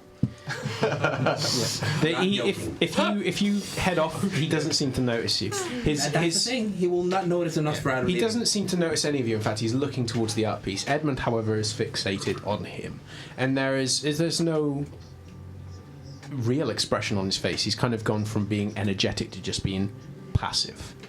But you can feel it. You can feel there's something there. Yeah. And the way that he has gone suddenly rigid, and the way that his head is very, very slowly twisting, almost like he's listening to something that he can't quite hear over the din that's going on around. But he is still uncomfortably close to you two, and he doesn't seem to care or notice now. His attention is on Michael, and Michael is just gently stroking the hand that's currently clutched to his arm. This other kindred is observing you all quite openly. She's just looking at you all. It's not like she's necessarily observing, more as the case that she's doing the kind of greeting stare that Michael would probably afford you if he wasn't so captivated at this piece. But then slowly he looks down and goes, "I'm glad to see you're here. And I'm glad to see you're here, Benjamin." Oh, thank you, Michael. Well, I did invite you to court. I'm glad to see you taking me up on that. Oh, yes, absolutely. Yes. But, I don't think I've had a second introduction with most of you. Oh, you look dapper. Certainly you, Mr. Gangrel. Glad to see you made more of an effort than your primogen. Darling, I want to talk to them if you will. Excuse me. And there is an immediate look of kind of jealousy that she gives him, but then the moment that he kind of just offers her a smile, but it's a tight smile, she just nods and then takes a step back, but she seems to be giving you each a look, and then she stops and she sweeps off into the room, and Michael Chase just puts his hands together in his lap and just steps up towards the piece. Yes, I do own this one. Did you like it, Edmund? Edmund says nothing. It doesn't seem the kind of thing you'd normally hang in your gallery. I mean, it'd probably bankrupt you, but I could understand the appeal. What about you? Do you all like it? What kind of picture is it? It's one of those kind of one of those very old style painted ones. It's a gentleman on a horse, and it's very stylized in the way it is. But it's one of the ones that you would see historically. It's kind of been preserved, historically restored, and it's one of those ones that take up like an entire section. One of those grand pieces that someone important would have had done for them to make them more immortalized and important than they would have been in person. And it's not the kind of thing that Edmund would normally go for. No. It's not. I mean, you know his style pretty well at this point. It's not, but it's... You can almost feel the sting behind the comment. Yeah. But Michael just doesn't seem to notice. He just observing. But it's not with the same kind of fixation that Edmund had, or the same kind of critique. It's more just... Yeah, okay. Yeah, no, I didn't know.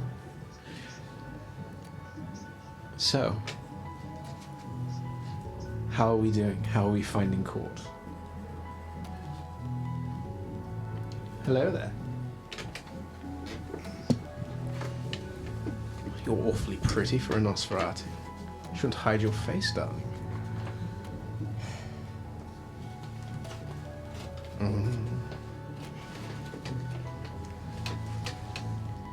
Something to hide? My face. Obviously. I like you. I see why you all hang out with her. Because they have to. Tell me your name, darling. Agnes. I'm Michael Chase, Hello. Primogen, Nice to Toreador, and owner of this building. Beautiful building. Thank you.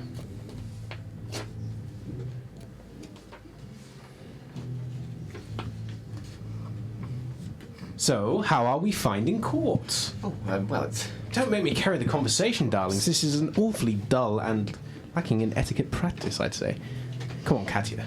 Tell me Apologies, more. you were carrying the conversation so well. I didn't want to interrupt. Court is perfectly enjoyable. You have no refreshments. Well, We will soon. We haven't been here very long. yes, we've only just arrived. I didn't even think about the glass. I was so excited to see that everyone was here, and I wanted to introduce him to my friends. You see, and but you're quite right. We should get. He doesn't have refreshments, does he? Oh, Edmund does. No, not Edmund. Michael Chase. No. So, I'll sort that out right now. The moment you start to move off, you feel a pressure on your arm. Okay.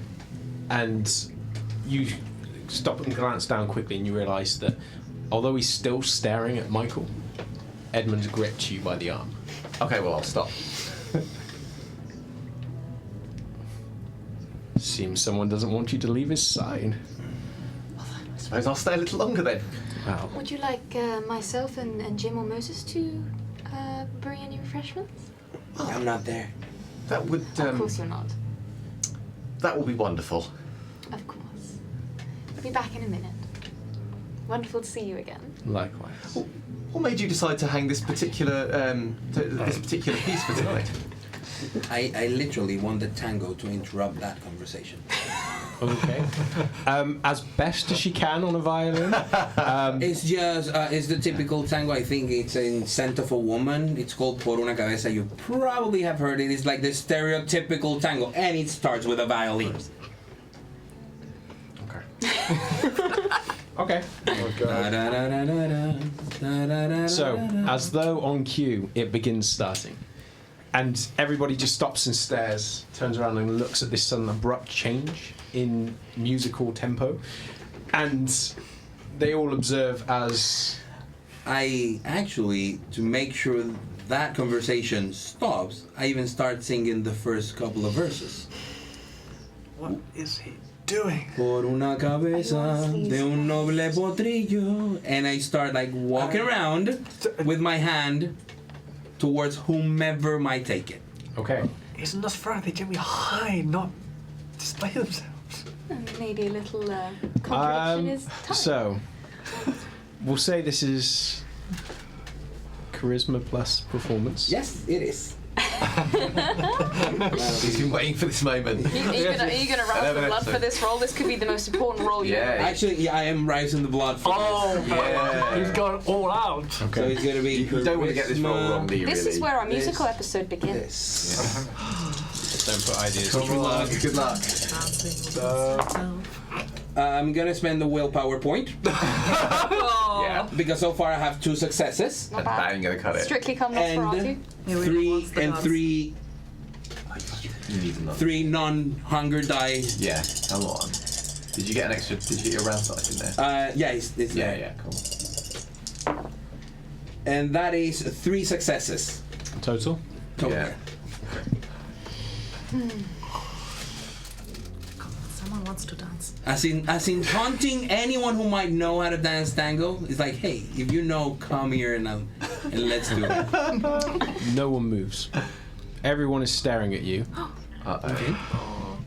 There are a few people that begin muttering under their breath and speaking with each other. The violinist just is completely it doesn't seem to notice and just keeps I playing. start doing it on my own. The one that does finally break the silence is Michael. Oh. Great.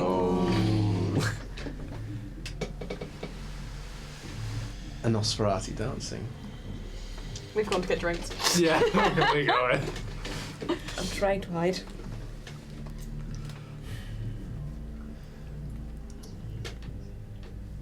Well,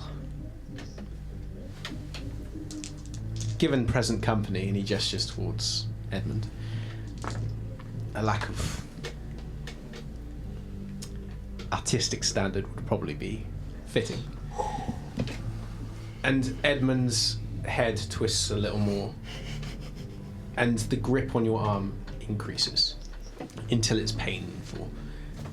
And you feel a pressure at your leg as you feel Foggy press against it. But Michael just completely ignores him again and just continues to observe Moses. And there's a edge to his smile which is deeply unpleasant. It's not unattractive, but it is unpleasant. Almost as though he is watching something beyond funny. Yeah. I keep on it until she finishes the song.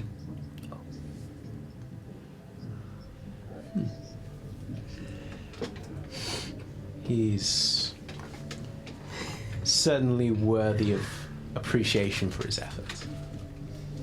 But, I give an awkward bow. No, don't stop. Or no, when the song's done. Yes, the moment that you do, don't stop. Keep playing. And the violinist just suddenly jerks as though she's woken from this dream and then just looks over towards him. The moment that he locks eye contact, he goes, keep playing. And the music begins going faster and faster. Please continue. I do. First of all, First of all. I'm going to need Oh my god. Yeah. we'll say resolve plus composure. Nah, it's gonna be Alcoholic. easy, okay? Every kindred in the room. I'm pretty sure It's looking at The only one who's not. we don't. Wow. You can't quite see her. Yeah, the only one who's not judging me. I put it on the only one who's probably not judging me is Alice. Because you're the one taking care of this. I have a boon. Fucking dude. That's a success. Come here. A success. A success. Just corner the eye always. Just gonna be mesmerized into dancing however they want you to. Time warp. And faster. Yeah, Michael Chase is just going clapping. And as you begin dancing, you feel a lightness begin overtaking you, and you just begin dancing quicker and quicker and quicker and quicker and quicker. And he can't notice it. You don't know beyond there's a wearing pain in your foot. But the quicker you're dancing, you guys certainly witness as the soles of his shoes begin wearing from the sheer pace that he is going at and the repeated twisting and turning. and you can feel just the rawness as he is just going at it, and it is almost hypnotic. The speed with which Michael is just clapping, he is keeping up with it. And whilst the dance itself is hypnotic just purely because of how erratic it's becoming, the intensity with which Michael is just staring at him is terrifying. And the woman that was on his arm is just watching from the other side of the room and just joining in the clapping. She's just observing, not making any comment. But Moses, you can feel the bases of your feet begin to go bloody and raw from the sheer speed with which you are going. And it will be a superficial point of damage. It won't be half, well, it'll be half and rounded up. But as you continue going, your balance begins going and you just fall upon the ground. But even there, you begin just dancing more and more. And more people are moving out of the way. Some people are sniggering, laughing, offering comments, and Michael is just still going at the pace. Then all of a sudden, he just stops. Now that was dancing. It's a shame the prince missed it.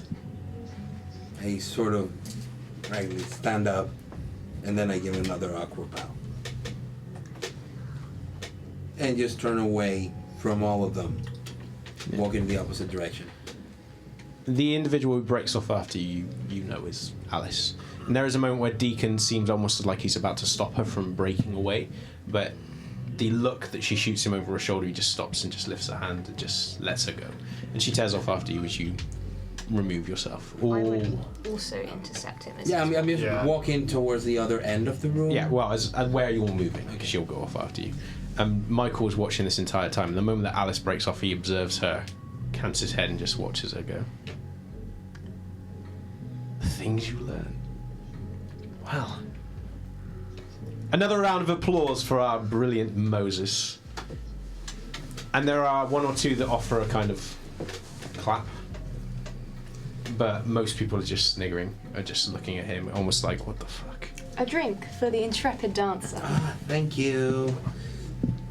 I start drinking as much blood as I can until I can, heal that. How's, I have rounds to do, but I am curious. How is your, how is the sales of your art going recently? Mine? Bit of a dry spell. To be honest with you, I don't really worry about that side of things. What about you, Edmund? How has his art been going?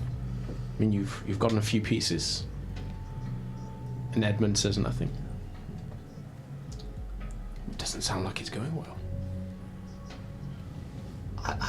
No, I think it's just we just, just always excited about the new project. I don't worry. Once it's done, it's done. I hand it over to Edmund, and he takes care of the rest, and everything's fine. That's all. And we have new things to be excited about now to paint. Oh, such as? Oh, I try not to discuss the work until it's I finished. insist. Oh, well. If you don't want to answer, it'll be a roll. No, I'm going to answer because I've been in this situation with Michael before. I'll say, well, actually, I'm taking my inspiration this very night from many of the new people that I'm meeting. Oh, yes. Anyone in particular? What's Edmund doing? He's still gripping your arm. Okay. He's not saying anything.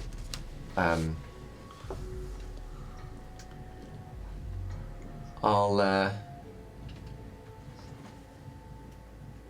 say, I'm still discussing the details with Edmund, but some of the people that I've met just tonight, just now. It's very exciting. Anyone in present company? I'll give a very slight nod.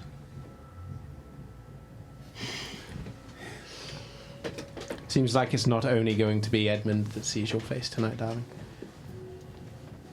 Well, that depends, really. I mean, if sales pick up. Well, it's never been a problem before. I'm sure it's all going to be fine. There's a first time for everything. Oh, that's a... Please don't jinx it, Michael. Everything's been going so well. Perish the thoughts.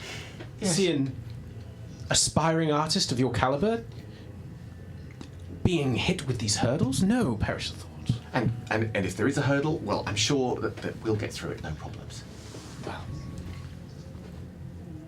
once you overcome your largest hurdle, and he shoots a quick glance over to Edmund and then back, I'm sure your career will skyrocket. Good evening, everyone.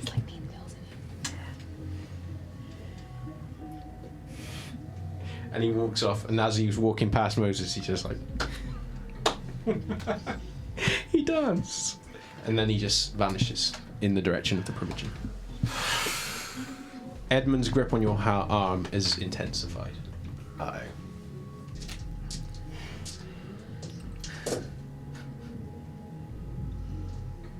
And you feel the puncture marks as his fingers begin embedding. Uh-oh. But then quite suddenly he releases.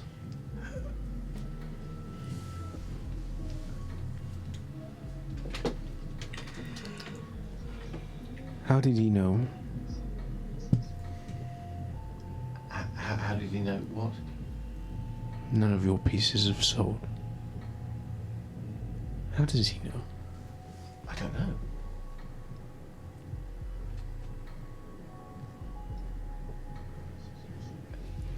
I'm going to go and find the Primogen. Right. All right. Anything I can do, Edmund? Good evening. And he turns and walks off. There is a very slow gait, and he moves off in the direction that Michael had gone, leaving you all down by this splendid piece. Well, then I walked in another direction. Other than you. And yes. Oh, did you come back? Okay. We will pause there for a 10-minute break, guys, and we will return to this afterwards. Did anyone want to get out? Or you were right to sit for a bit longer? So, I have a couple of things. Well, that's just one thing. First of all, if you guys know of Malop, which is Moses' amazing list of places, it had quite a few countries that you were watching us from, and I want to continue with that. Now that we are in book 2, I want to know, where are you watching us from? Malop, hashtag Malop on the comments, on the Twitch chat, on Twitter, wherever, YouTube. If you have done it before, do it again. It's okay, because I want to keep tabs on it. I mean, for book 1, we had people from Australia, the UK, USA, France, Germany, Norway, Uruguay, Venezuela, Finland, Canada, Mexico, and I'm forgetting places. So please let us know where you're watching us from. We're deeply thankful for everyone that is showing their support. We're doing this for you guys, so you're amazing. So I'm going to pull out the relationship map at the risk of Foggy's tail. Let's see if we can get it here. Oh, yeah, we've moved Foggy safely. Okay, there we go. Okay, so there are a few changes on the map. Probably the most significant one is over by Katya. Observant people will see that the blue string linking her to Will has now become red, to reflect the fact that Will is no longer her ghoul, but is now a kindred that has been embraced by Oliver, who I was going to say everyone loves, but I don't think that's true. I like him. Loves you, Oliver. Down here, we have added Agnes to the relationship map. And she's currently sort of between Moses and Jim because of Antisocial Agnes. Antisocial Agnes. Currently not linked to anyone, but that may change as we go through. We're going to and we've also got another addition. We'll see. If I can track her down, it's going to be over by Katya. Oh yes, here we go. Over here, Victoria Talbot, who is the Tremere Regent, who has the cool kind of gargoyle henchman as well, who appeared last week. And I think that is it. Am I right in that? Yeah. I think so. I mean, a couple of opinions might have changed, but I think those will become No, self-evident. you're right. There are some opinion changes. Now, did you change something, Yeah, Phil? I did change for all three, but No, I can't read from here. You can't read them Can't read from here. Can't remember what they are off the top of my head. No, you wrote it down so you didn't have to remember. I completely understand. The only one I Well- changed was for Will, and that will become evident in time, I am sure. Okay, well, I can tell you that I only changed one, and that was for Jim. I flipped over threatening and scary and changed it to I like him when he's fed. And I think that concludes the relationship map. But we will come back next week and find out exactly what Phil wrote and what he changed. So, is that fair? Are there any questions from the chat? Yes, there is. One question for Moses. Did Moses think he would get off without his willpower being obliterated?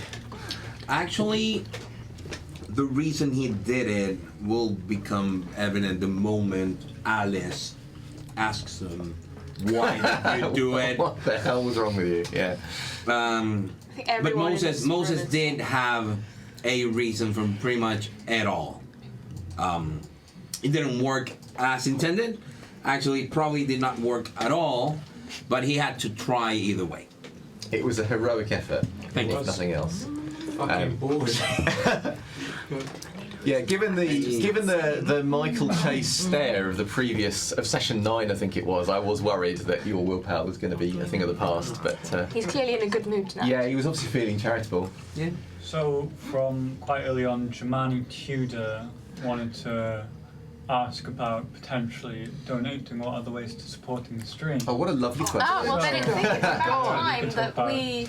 Oh yes, this does tie us in actually. It does actually, so Yeah. it's unlovely to the fact that we now have Twitch affiliate status, which is really exciting. Yes! There might be a shiny emote that I may or may not have done last week, ready to be used in chat, and obviously tied to that, you'll be able to donate to stream. We're just kind of getting it all set up at the moment. Hopefully it'll be all ready for next week. Yes. But yeah, that's really exciting. So thank you all so much for helping us achieve this.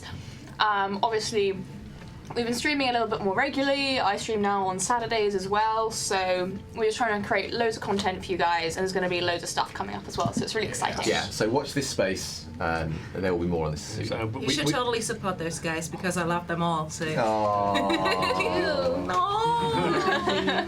Finally, I have friends. Yeah, we hope you all enjoyed the embraces that went out last week. Because, those have been some fascinating things on how each of us got turned. Yes, indeed. Yes. So are there any more questions from chat just while we're... Thank you. But Is yeah, there thank you. anyone We will online provide who can share? information. Do we when- even have viewers? Or are we talking to ourselves? Cool. We don't have any questions from the chat. Yeah. Chat. Probably worth doing a quick shout out to Jason Carl for being amazing and giving us Yes. so much kind of publicity lately. He's been really kind, and we want to, carry on the good vampire work whilst LA by Night is Yes. on break. Yeah. So we'll be the substitute family. Is that what's true, maybe? We're your wacky The British foster- family. The wacky Yeah. British The version. wacky foster British. The British cousin. Yeah. Faulty Towers, Oh yeah. God. With that distant cousin that you're like, they're here. But you're not believing. Yeah, for those guys that missed our Embrace videos or any of the other episodes that we've done, they are all on YouTube. And the podcast. And the podcast. Yes. I'm And- official podcast manager. And for those who tend to just tune in on Mondays, obviously we've had all of the Embrace videos go up over the week, so you may have caught Katya's on Monday, but the other 3 all went up as we went through as well, and they're on YouTube and the podcast. So Where can people find the podcast? So the podcast, literally, you can find it on Spotify, iTunes, Google Play, Google Podcasts. Like pretty much all of the podcast distributors, I think by now have it. So yeah, just search for Blood on the Thames on any of those, and it should come up, hopefully, and it should be completely up to date at this point. and if you go to the website, there's a podcast link there as well. Awesome. Any other? Much efficiency, guys. I know, right? Oh, I have recording equipment now, so I have so much power. I have zero knowledge. Never ever give a Tremere power. Tremere power. Yeah, you gave the Tremere power what you've done. You I know. fools. We'll regret it. We'll regret it. So, any other queries, comments, points? Some chats? Awesome. Anything you guys need to say or discuss before we return?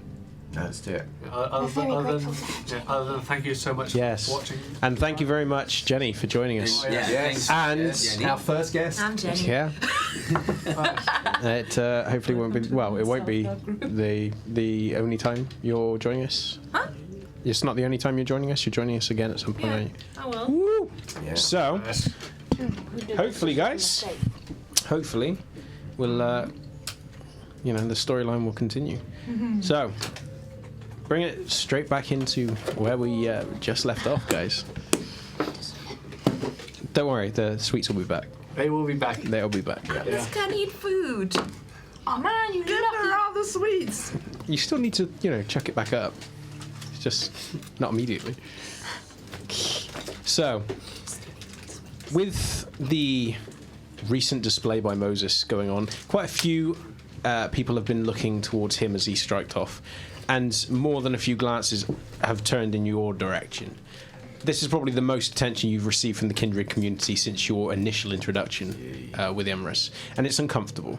But the sniggers that have been afforded to Moses in the comments, the quite theatrically loud whispers, as in they're not worried about being overheard, that were quite belittling and quite cruel with regards to his display and the obvious mockery that Michael Chase was making of it.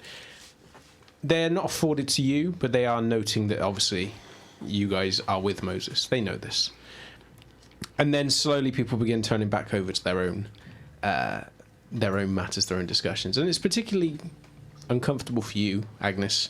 You've not been in a city for a while, and you've forgotten what it's like to be surrounded by so many people, particularly so many kindred that are not Nosferatu. And I mean, in the Warrens, underneath Bob, it was comfortable in the sense that obviously he was your sire. You had that protection from status, but here you don't. Nobody really knows who you are, apart from Plucky Jake. And his protection of you is extended only insofar as introducing you to the prince and giving you a protector in the forms of Jim. And so, Moses, you've walked off towards the far end of the room. You can hear the footfalls behind you as Alice makes her way over to you. And the moment that she catches up with you, she stares back over at everybody else that's behind her and leans into you. What the fuck was that? Come with me. And she stalks off after you. You go back out into one of the entrance corridors that you were in, leading towards the large room. And then the moment that the door shuts, she turns and looks at you. Whew. Oh my god, that was stressful. Moses, what the fuck was that? Taking the bullet. For who? Remember Benjamin, the Malkavian, the one who called the constable when Tyler showed up? Yeah? Well, Michael Chase has developed a very unhealthy, very, very unhealthy interest in him. He even offered him a deal, which he refused because it went against the desires of his sire. So, I am trying to get his attention off of him. I don't care if they talk, I'm used to it. Moses, I fucking care if he cares about you. Yeah. I don't know this Benjamin. Yeah, but that guy, if he keeps on receiving that sort of attention... Yeah, from Michael Chase, from one kindred, you now have everybody laughing at you, Moses. Yes, laughing at me, no one's thinking of him. He will crack, I will disappear. You're a fucking idiot. Yes, I am. But I'm an idiot that wants to be alive. Funny fucking way of showing it, Moses. It's okay. Oh, fuck They'll me. find something better to talk about after the princess... Well, when the next kindred comes in doing the fucking flamingo dance or some shit. That was tango. I tried to teach you that. Okay, forget about it. Not the topic. The thing is, Benjamin, he's very new. He was newly embraced. He has no idea what's going on. And we are all working together at the coterie right now, because if he reacts the way he reacted the night Tyler came, if he does that again, the consequences could be similar or worse. And what do you expect him to do? Right now, he's always on his toes. I don't want him breaking. I want him to feel slightly at ease. Or feeling pity for me instead of worrying over his own undead body. Like, he is scared shitless of everything. Having Michael chase on him is the worst that can happen on the coterie. He's literally our weakest link. It sounds like he's the only fucking smart one, Moses. You don't see him trying to draw everyone's attention. No. He drew that attention without even trying. Not by dancing in front of the fucking court. And this is quite loud and it carries into the next room. She doesn't seem to care, and the way that she is kind of leaning in towards you, there is aggression there, even though the look on her face is quite clearly pissed caring. Yeah. In that fine line between the two, there is aggression there in the way that she is carrying herself. And it's the same type of aggression you've seen bunched up since the first time you picked her up outside of the mosque. And she doesn't seem to care that the volume's gone beyond the room. But there are... You guys can certainly know when there's that... You don't quite hear the words, but you hear a raised voice. There are a few glasses that just turn towards the door and glance. And then they just continue doing what they're doing. Marcus Gray, who was lingering by the door, just stops and goes...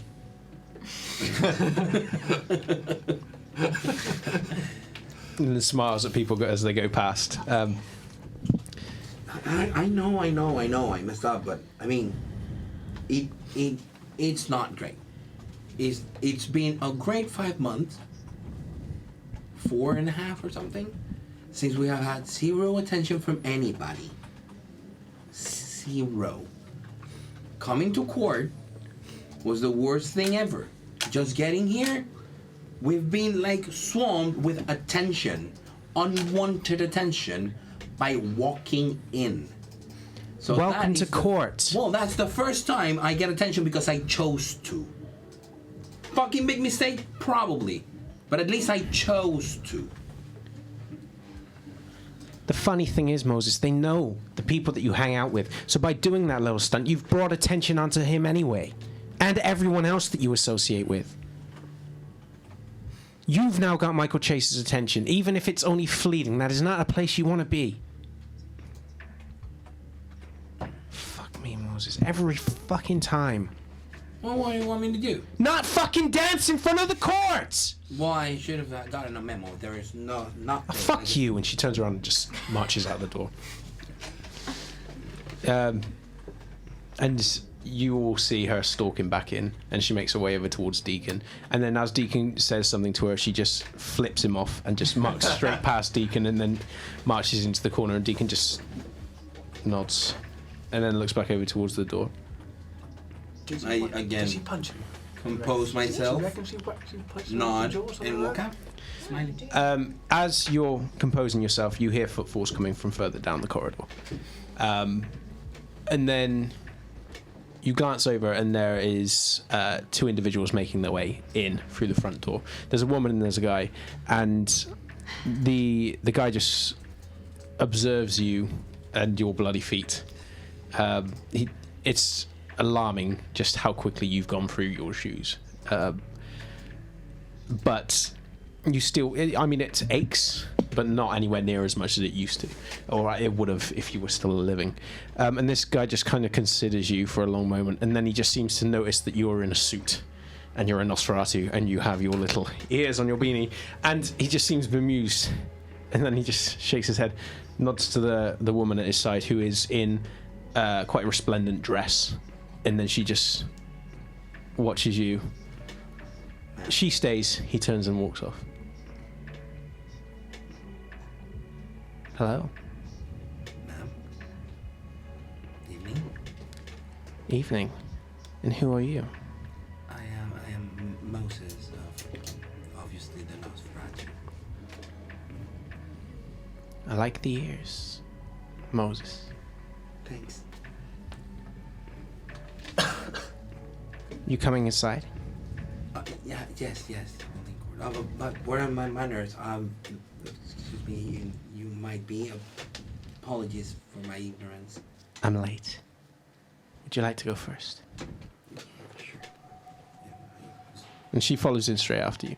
And the door shuts behind her. And she is in a kind of gala gown, one of those ones that's has a cut right down the back into the small of her back. And it's almost like she's been out in a very stylized club. The way that she has long hair kind of pulled back and down to one side. And it's all curls. And she doesn't have any jewelry on. And the shoes that she's wearing are certainly not like the kind of shoes that you'd expect someone to accompany with this dress. But it works. In a really strange way, it works. And as she kind of comes in, she has no purse or bag with her. But it's almost like she's feeling for something that's not there. And then she stops and just looks slowly around. And then you can hear footsteps approaching. And as you turn and look, the Primogen are making their way over towards you. Particularly Michael Chase at the head. You've got Plucky Jake there, and you've also got Corwin, who are making their approach. And the moment that they stop before you, Michael Chase is just smiling broadly. That was fantastic, Moses. Thanks, sir. You'll have to do that again sometime.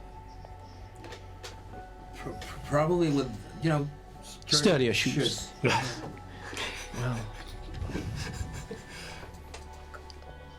I don't believe you've been acquainted.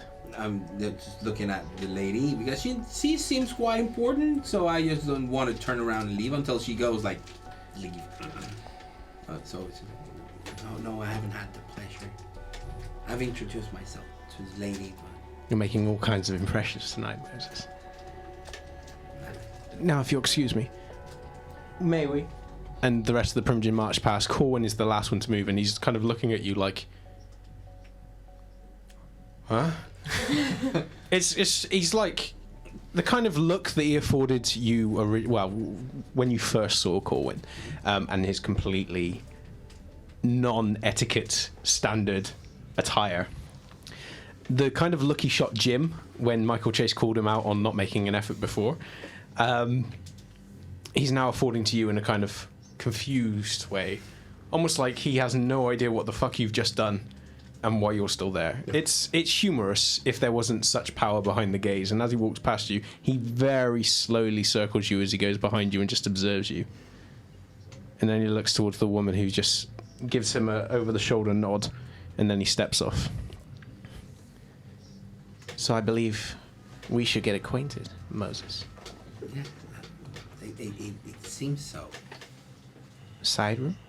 It's quieter. Absolutely. After you, lady. No. After you, Moses. Oh, thank you. Then you just walk in. You get the very strange sensation that she's eyeing you up as you walk away. It's something, yeah.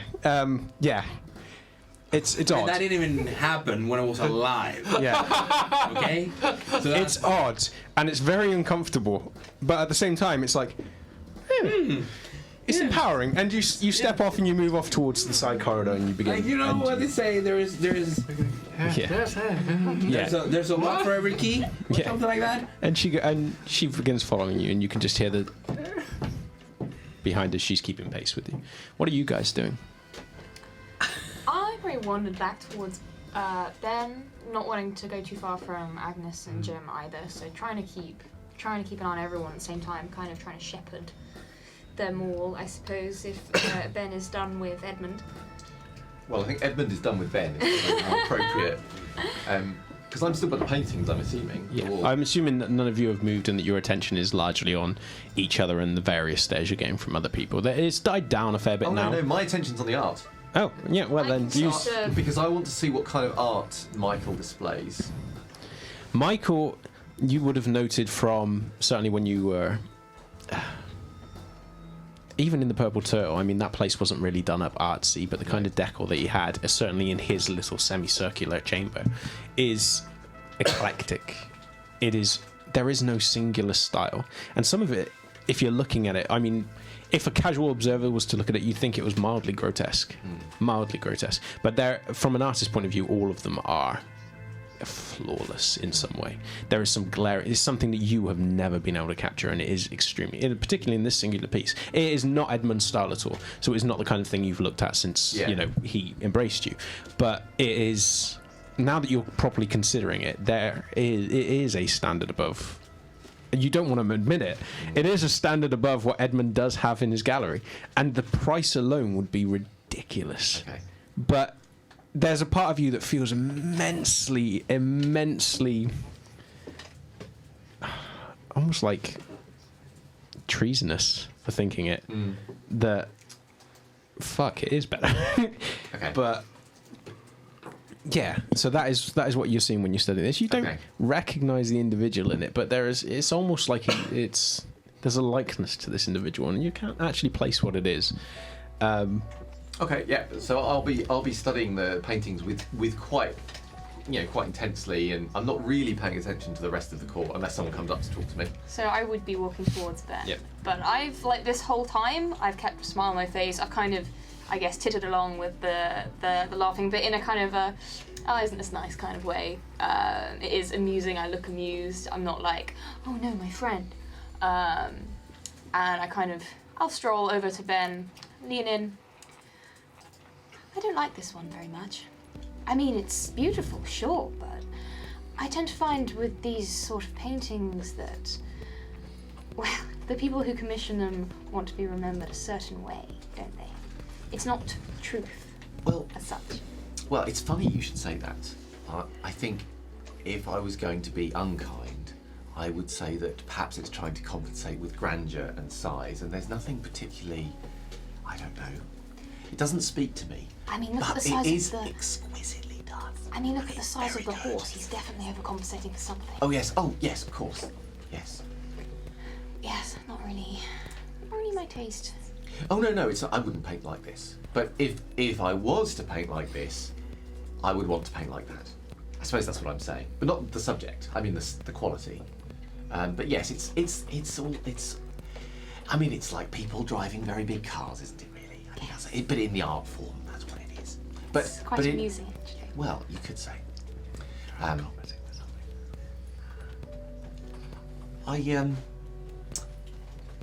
How much longer before we can leave? Well, do you think? The prince will probably have to come out and address everyone. Oh, yes, of course, yes. After which point, I'm sure he'll make it evident whether or not we are dismissed. Is it just the two of us? Is anyone nearby enough to eavesdrop? We're probably close by because Jim's been very We're just following. Oh, okay. So you're very I have some baby birds behind me. Bitching about you. Jim's very sticking quite close to Agnes, but also just have his peripheral vision. He's keeping an eye on where the hell the constable is. The constable is still making slow circuits in the room. And again, she's still afforded that exact same kind of, as soon as anybody notices her, there is something about her, and it's not necessarily the way she looks at people, it's just being in her presence is very uncomfortable, in a way you cannot explain. You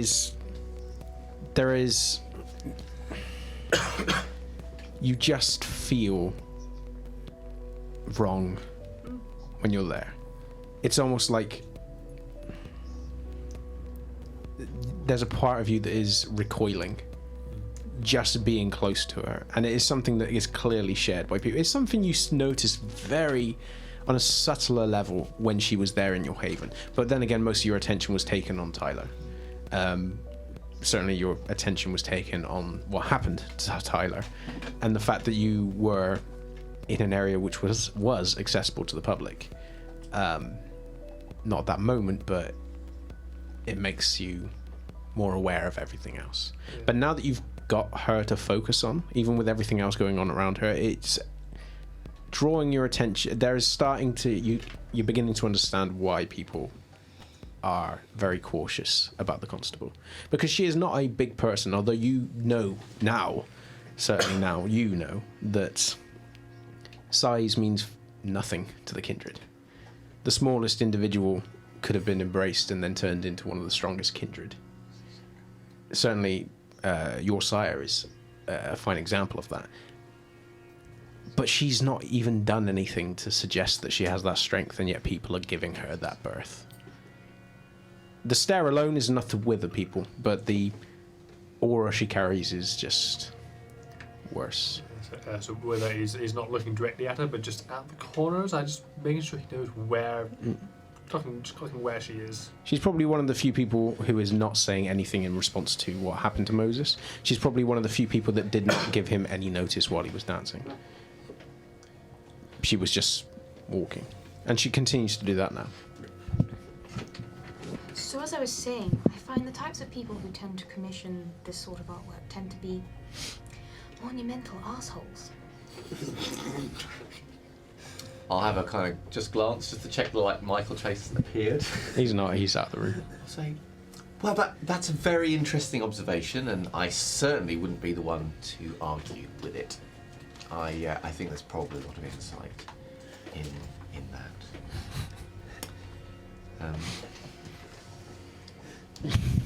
Yes. How have you two kind of caught up to Yeah. it? How are you doing? Are you holding together right? Socializing. Yeah, that's why, if we keep more or less close and make it look like we're enjoying everything, people will just go, oh, they're lying, just like the rest of us. Well, I am enjoying it. But don't you think we should at least try and talk to... I mean, is there anyone else we should be talking to? I'll have a little look around the room. The Primogen, they look like they're doing The something with the Primogen unit, have... Or are they... Most of the Primogen have stepped away with Michael Chase. The ones you can see in the room, aside from the Constable, there's Carrion. Sabine is still there, but she's making slow circles, just socialising. She seems like one of those people which easily enters into a conversation, speaks with people, and then steps away. And everyone just seems kind of taken with her for the duration of the time. But this is something you've experienced personally. Is Edward Colbert around? No, he is, but he's currently just aside speaking, so he's not available in the sense that... fine. I mean, you could. No, I'm not going to interrupt. I'll say, Katia, do you think... I was just thinking, I know that, the Tremere don't have a Primogen, No. but isn't it a social thing that I should probably present myself to my Primogen at some point? I mean, I wouldn't want to be rude. I'm just thinking that's a thing, isn't it? What about... Have you spoken to the Gangrel Primogen, Jim? Is that... Did you see how he was reacting to other people when we came in here? I'm not approaching that here. Well, think about it this way. Your sire is organising sounds like quite a grand event. Oh, yes.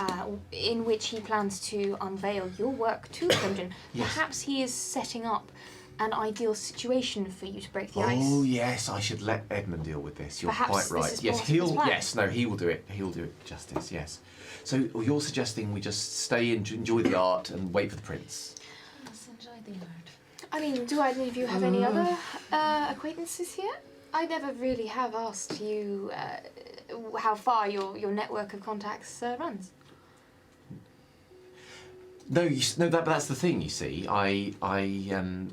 the time when I first met you and when we came here, that was the first time I met any other kindred. So Edmund's never introduced you to any others? No.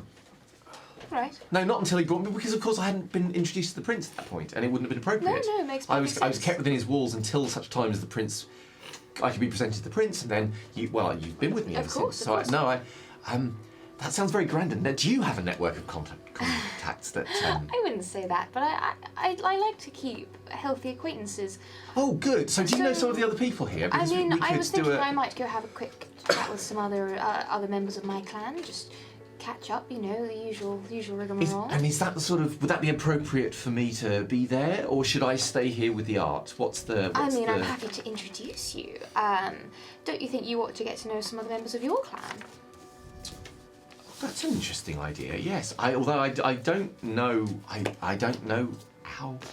With a certain exceptions, how to know what clan someone is really. I see. Well, perhaps it's something you should look into before the next time this happens. And Yes, then no, you'll you're be able quite to... right. I should take my Yes. time, not rushing. Yes. Absolutely. Yes. Good. I'll be right here until the prince arrives. All right. Well, I might go and try and mingle a little bit. You're This is more for me. than welcome to come along if you wish. Agnes, I suggest you stay with either Jim or one of us. Or Well, as the boon is mine. Of course. you seem to have equal social batteries, which I 100% understand. I'm just going to go and I might go talk to a few people. But Benjamin, you're more than welcome to accompany me. Boon is mine. No, I think you're right. Unless you think I should, I was going to just see how this all works, from a safe distance. All right. Okay. Well, if you just want to make acquaintance with any other members of my clan, you're more than welcome. Well, I mean, if you think there's someone that would like to, then I'm very happy to talk to them. But for now, I'm going to stay right here. All right. All right. All Good. right. Excellent. Well, enjoy the artwork. Thank enjoy you. all the assholes. I will. And I guess I will go and just go to speak to other members of my clan who are probably at a similar level to me Okay. in the hierarchy, especially if they look like they're in conversation with members of other clans. Okay.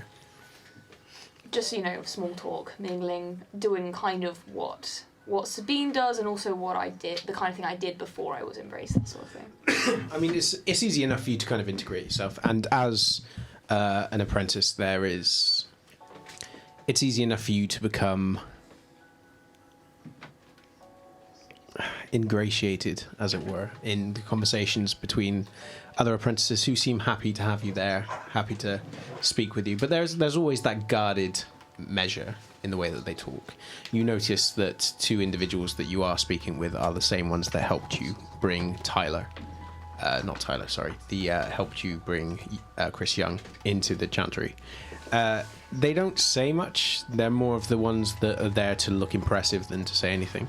But personally they have exceptional minds, as most of the Chantry do, that elevate beyond Acolyte. And particularly one of them, he has the kind of intellect which perhaps rivals something that Sabine could pull. But he just doesn't have her connection nor her social ease.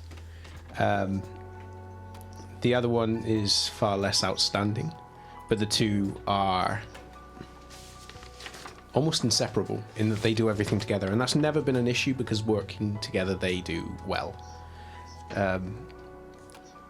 But they both seem happy to talk to you. They both listen or follow your social cues enough that as you begin moving off, they seem almost reluctant when you'd go.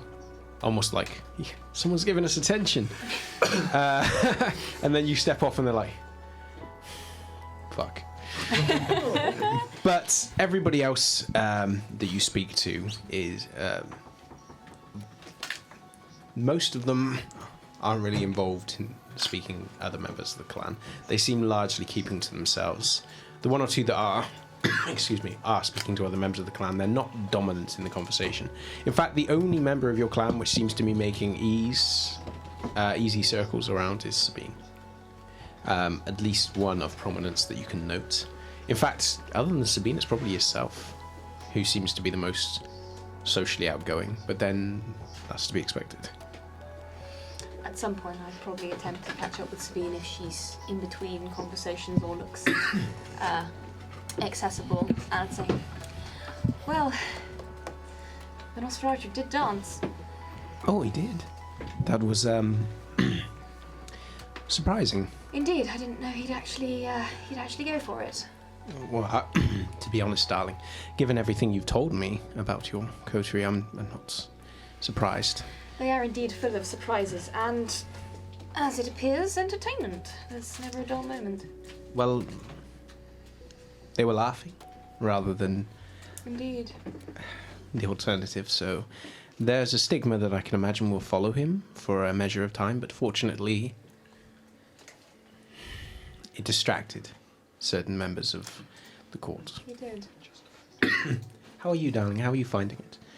Very well, thank you. It's been quite an evening. Managed to speak to quite a few, integrated a little bit. I met Benjamin's sire, which was quite a pleasant conversation. Pleasant. I mean, I wasn't so She much. takes you gently by the arm and guides you in a very, very unobvious way, takes you away from other people. Do tell.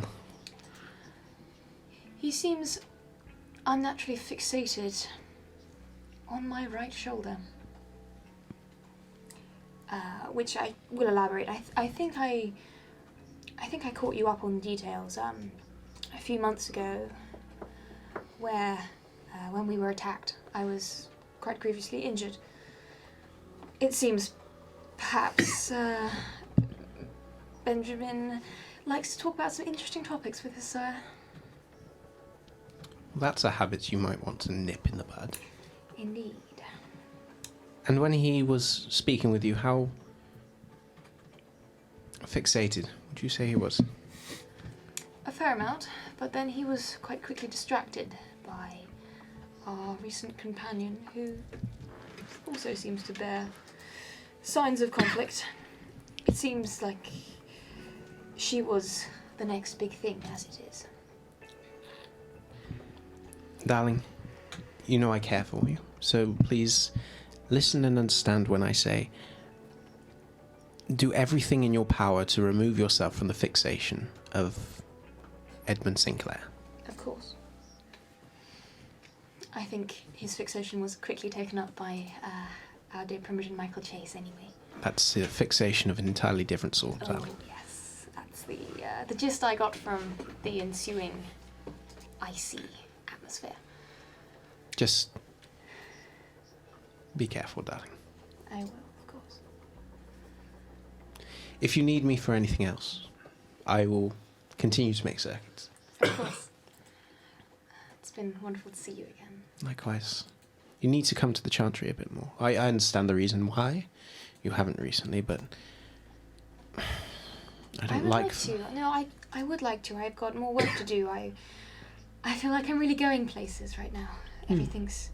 And now that you don't have quite the hindrance you once had, it's... In some ways... Excuse me. It has given me more time to concentrate. I've been able to study with a greater intensity, and I do feel as if progress is being made. And I would love to show you sometime. Of course, darling. Well, whenever you want. I would love that. Thank you. And then she steps off with her drink and moves back towards other people. Is there anyone else you want to? I will walk in a lazy circle. I'll pick up a drink on my way. If, and I'm not expecting anyone to approach me, if anyone would, I would happily engage in conversation. If not, I will slowly make a circle back towards Jim and Agnes. Okay. On the subject of, how have you two been doing? What have you been Are you saying? still standing by me, by the way, or have you been... We're probably pretty close to where Okay. you are. Bitching about your behavior and the art. I've never seen one of your clan dance. Me neither.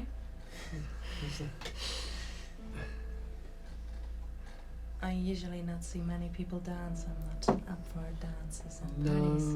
No, it's awful. But, you know, he's very keen on dance. One of the first times I met him, he wanted us to go out dancing, and but Yeah. I didn't realise he meant tango. I thought he meant, I don't know. Clubbing? Yes, clubbing. But, oh, that's a thought. I'm going to turn away from them, and I'm going to look over to the place where he was dancing. And what I want to note is if there is a particular pattern to the blood smears his foot made on the thing for later usage. It's a very erratic pattern, but I mean, someone with Perfect. an artistic bent would probably see a pattern emerge in it. Magic, right? Yeah. I mean, it's a very small spattering of blood. I Yeah. mean, he doesn't bleed. No. But- Well, if need be, I'll say, oh, sorry, excuse me a moment, I'll be right back. I'll walk across like to get a drink, but I'll go past the spot where he danced so I can have a good peek at it as I go by. Okay. So, anything you two want to do? Oh, we're patiently waiting, anti-socializing. Two in the corner. Probably if Jim had a hoodie, he'd probably pull his hood up as well. Okay. I could let you a hoodie, but this is the only one I got. Sorry. Okay. Can I look? We're such a nice pair. You hear the sound of footfalls coming from behind you, and as you stop with your momentary discussion, you hear a familiar kind of cough, one you haven't heard for a little while, and then you stop and glance over your shoulder, and the individual that's standing behind you is unmistakable as Prince Emrys. Ay, su madre.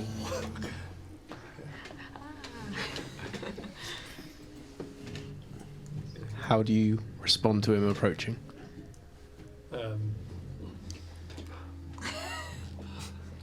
Roll intelligence plus etiquette. I'm assuming I'm at the other side of the room at this point. Oh yeah, you've walked off and you're beginning If to I do the move back patterns. towards them, can I see Emrys approaching? Yes. Okay, and I will change my trajectory. Okay. What did you roll? Best you can. Okay. I'm fucking well proud of that because Okay. Ooh. I think that's something to better to what yeah, one dice. One success. Okay. You recall Marcus Gray, who you now notice tailing a distance behind the prince, but kind of watching you from around the corner of his arm. And you seem to recall that you were told to make sure you bow, but then whenever you're talking to him, to maintain eye contact. So I do so. Eye contact, bow. Yeah. Considerably quicker than I did the last time. The Godkeeper, the constable, still in peripheral. Okay, he's done this first. Agnes, what are you doing? The same. Okay. I'm just a little bit skeptical. I mean, this isn't the first time you've met the Yeah. prince, and at that point, it was kind of a case of Plucky Jake went in, bowed, and then grabbed you from behind the scruff of the neck and made you do the same. This is why I'm skeptical about doing this myself. Like, Yeah. But he's the individual in front of you is a handsome, useful. He looks no older than in his 20s. Just it's the style of dress that he is wearing which immediately catches your interest, because it almost appears like a simple half robe that's over him, and it stretches down towards the floor, and it takes you a moment to try and place where you've seen it. And Katia notices it long before you do. This looks to be some sort of toga of some sort, and it doesn't cover him entirely, but the way that he's standing in it, it's almost like a figure from a Shakespearean play. And that's probably the only place you're really able to place the kind of clothing he's wearing. But he has his hands together just in front of him, almost in front of his chest, as he's watching you. My prince. Welcome back to the city, Gangrel. Thank you. And how have you settled in, Nosferatu? fine, thanks. My prince.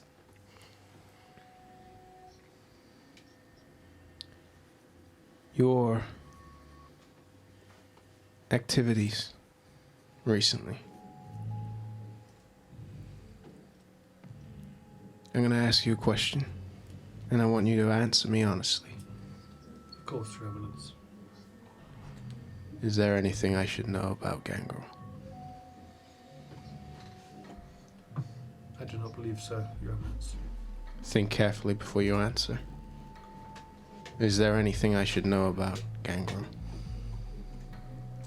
Only that the thin bloods that were recently in our domain, I believe, as related to Tyler Adams, have been dealt with. They are no longer a threat to your city, Your Eminence.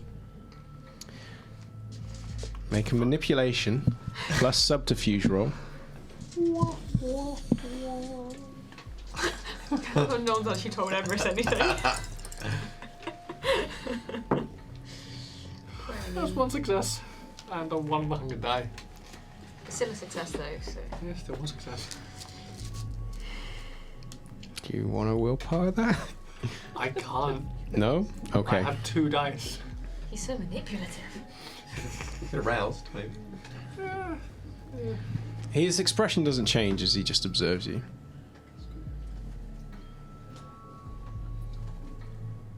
The area of city that you claim There's been a lot going on there that I am uncomfortable with. Expect to see the constable make visits now and again. Of course, Your Eminence.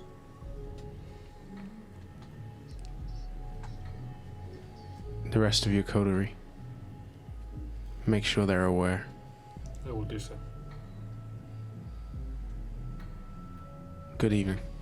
And he turns and he stalks off just as you are coming up. So if you wanted to say anything, you can. It's only just as he's turning that you've approached. I would have made sure I wasn't going to cross paths with him as soon as I noticed him walking towards Jim in the first place. Oh, okay. I would have come around the other side. Okay. He begins moving off towards the far end of the room where Elizabeth has reappeared, the member of the Primogen for the Ventru. And he makes straight up to her and she does the exact same low bow and then comes back up and makes eye contact and they just begin speaking. He has he's always had a very dominant posture, but now that he's there in court and there's no pretense as to what he is, it's hard not to notice him, and he seems to be drawing attention as he goes around. And seeing him in this style of dress is even more kind of noteworthy. And Elizabeth in her style of dress, more Elizabethan style, similar to what your Primogen, your regent was wearing. It's odd. It's like seeing a very clustered and inconsistent play. Yeah, basically. Apart from, if the actors could kill you. But they seem taken with their own thing for the now, and you approach these two just as he's left. Do you realise he could be more than a couple of thousand years old, if that outfit is true to its origin? I don't know. I'm not much into outfits. I'm hardly some kind of fashion student, but I was interested in history to some extent. It's food for thought. Okay. Anything else you want to say to each other? Just gonna then look at it and go, with what the prince said, the constable is gonna be making some visits to our domain in the future. Okay, well, Yes. I'm all right to come back around this. Yeah. I'll pick up some glasses of blood to hand over to the... Nice. It's nice, warm, it's fresh. I'll say, here you are, does anyone want to drink? I've got mine, thank you. Jim? So, everything all right? I'll have a sip of... this is nice. Oh, it's warm, that's very impressive. You remember seeing the constable? Oh, yes. I mean, do you mean right now? No, she's going to be making some visits to our domain. Oh, that's good, because then if there are any more of those thin bloods, then she'll deal with them very easily. It's brilliant. I think we've proved that between us, the four of us are more than capable of dealing with thin bloods, and now there are 5. True, but it's reassuring, don't you think, that the constable will be close? I'll take it. You do realise this is keeping an eye on us as not threats exactly, but well, yes, threats to the Masquerade rather than concerns about our domain. We are the concern. You understand? No, I didn't understand, but now I understand. Now you I do. see. So actually, this is the sort of thing that happens when... When you fuck up, yes. Oh dear. So, Who did fuck up? it's not important. Oh my goodness. There has been so much fuckery. But don't worry, it's all in the past now. Yes, we can. In the past, don't worry. We're not going to. We wouldn't want to bore you with the details now. We had some difficulties in our domain, of course. We've dealt with them, and I'm sure they'll make for very entertaining stories when you come back with us later. Just that. Well, I really don't travel. I really don't like We've got to keep travel and things attention. careful, otherwise what happened to Tyler will likely happen to us. I always keep things careful. It's all right. We're completely done with trouble. No more trouble. We've cut trouble But I'm glad out that you of want to keep our things careful as well, no Jim. That's attention. very I good just news. wanted to be. You saw what happened? Oh crap. Don't worry. We are keeping it quiet from here on out. It's been a great few months. We actually did some good things. You would be surprised. Okay. While you're having this discussion, Moses, you've been left off down one of the side rooms. You can feel her stare on you, not necessarily in the uncomfortable way before, but it's just like she's watching everything you do. And then you find one of the side rooms which isn't locked. Because she's given you no direction where she wants you to go, you're just going and trying doors at this point. And then when you manage to find one, it's like an old... It's kind of like the room that you stepped into when Plucky Jake first came and introduced himself to the coterie. Apart from more confined, but equally as resplendent. And the moment that you kind of walk in, you hear the door behind you. And she's standing there just observing you. And you're a couple of meters in at this point. Turn around, make it like if no one's inside, it just turn around and face it. So, Moses, let's get acquainted. Take a seat. Yeah, sure thing. And I just sit down. She moves down to one of the other seats. It's not directly next to you, but it's like one of the ones on the edge of the room. There is a good 3 meters distance between you at this point. But the way she sits, there's a deep... She's entirely comfortable. She does not feel at all threatened by you being there. No. No. Why would she? What? So, Moses, tell me who you are. I don't recognize you. Well, maybe it's just the suit. Probably. I have been here just some months after my introduction. I come from America, so that's probably why you don't know me. If you haven't been a while, so does that make sense? Oh yeah. So, what's with the? She glances down towards your feet, which are still raw. You know, you're not bleeding out of them. You don't bleed anymore, but they're, you know, compared to the rest of your suit, it's clear they're recent. And so,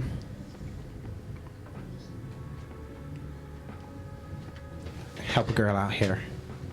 Okay, probably Michael Chase had something to do with it. Oh, you've met Michael. Yeah. How did you find him?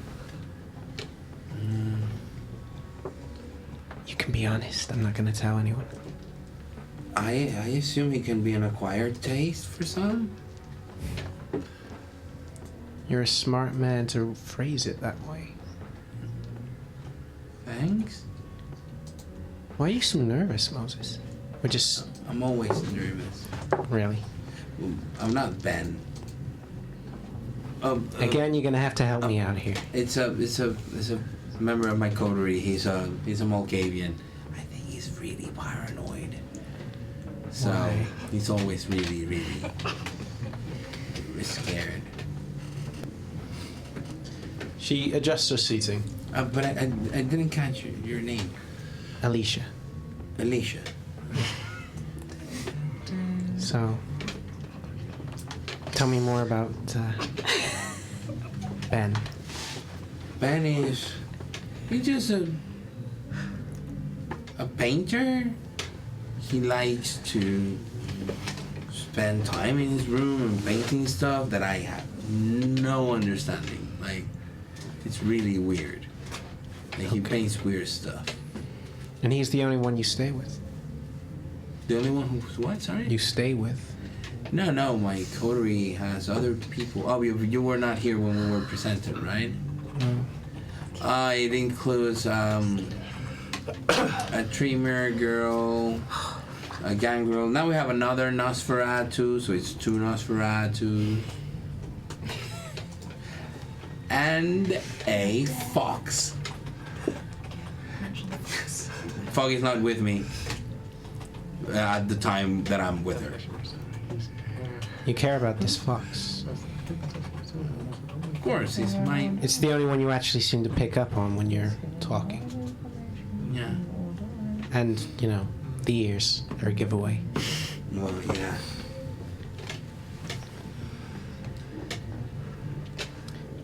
You said there was a Tremere with you. Yeah. Tell me about her. I never said it was a she. Yeah, you did. You're really trying to get me to say. I'm just curious. Yeah, but you already knew our Tremere was a girl. Maybe I'm just insightful. Or maybe you could be straight with me and I could be straight with you. Okay. Let's have He's reached for the dice. charisma and persuasion. This is. Is it? This is bad for Is me. it social combat? Yeah. This is- Social combat! I'm dead. Oh, fuck. Come on. We believe in you. We believe in you, Moses. Come on. You better. You will do it. I'm not gonna do anything. Do it now. I'm gonna have one success. Ooh, better than normal. Okay. It's not. It's not two-way, so you don't take any damage. You've clearly not coaxed her into responding, and the fact that she's just observing you, there's a bemusement and an open interest, but it's not the kind of same interest that you've seen Michael Chase wear while he's observing Ben. It's more like you're a curiosity, but in a affectionate way.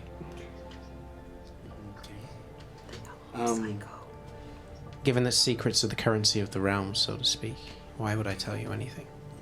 If you're offering it, so Yeah, but you're asking questions about my coterie that I might I'm only asking for names.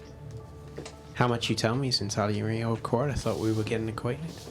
Yeah, but you have only chosen. Well, then ask questions, and I might answer. Or I might be elusive, and I might get suspicious. Yeah, how long have you been here how long have you been absent? Because if you were not here in the last mandatory court where we were introduced. Well, let's just say it's probably before that then. Okay. I cannot pick up your clan. What clan do you believe I belong to? If I'm honest, I'm gonna say Gangrel. Oh, why? Because your name is the same name as the sire of a Gangrel I know. No? Don't know many Aleshias then. I don't know any Aleshia until tonight that I met you. You have a very charming smile. Thank you. It offsets the ears. No, don't touch him. I like him. Leave him. Tell me more about this Gangrel. Quid pro quo. Tit for tat. I give something, you give something. Sure. His name is Jim. Now my turn. Are you his sire? That depends. No. How naughty has he been? Well, he's been presented to the prince, so his sins are his. I know he's been presented to the prince. How naughty has he been? Well, not much really. He's been a little bit of a headache for us because he keeps on getting hungry. So we have to help him like hunt and stuff. That causes a smile to lessen slightly, but it's very, very minute. Like I have been asked to help him hunt. By him? The Malkavian has been asked to help him hunt. So he hasn't asked you to help him. But he can be quite scary to be around when he's really, really hungry. I know. I have seen him in action a couple times. And there's this funny story. I mean, one time I was driving and he was hungry and I thought he was gonna eat me, so I crashed.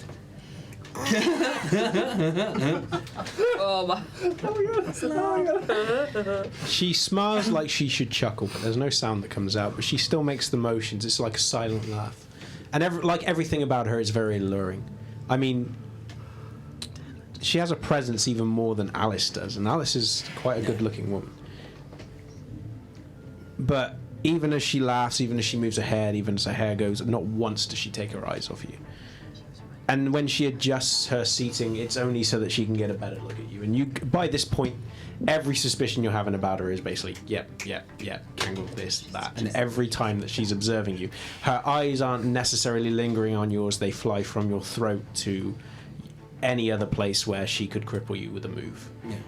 And it's... Hunter. Predator. Yeah, it's very fleeting in the way she does it, and her eyes always return to yours. And there is a very flirty air to her, but it is edged in a way that you do not like. It's nice getting the attention. Yeah. But it's... You'd rather it didn't come coupled with bloody murder. I've had an ex like that. No, I didn't. He was always fond of car accidents. Well, I was the one driving. So. I didn't say he had to be directly responsible. Oh, okay. I didn't know that. I need to talk about him about that. So, your turn. What do you want to ask? No, it's your turn too. Well, I'm feeling generous. What do you want to ask?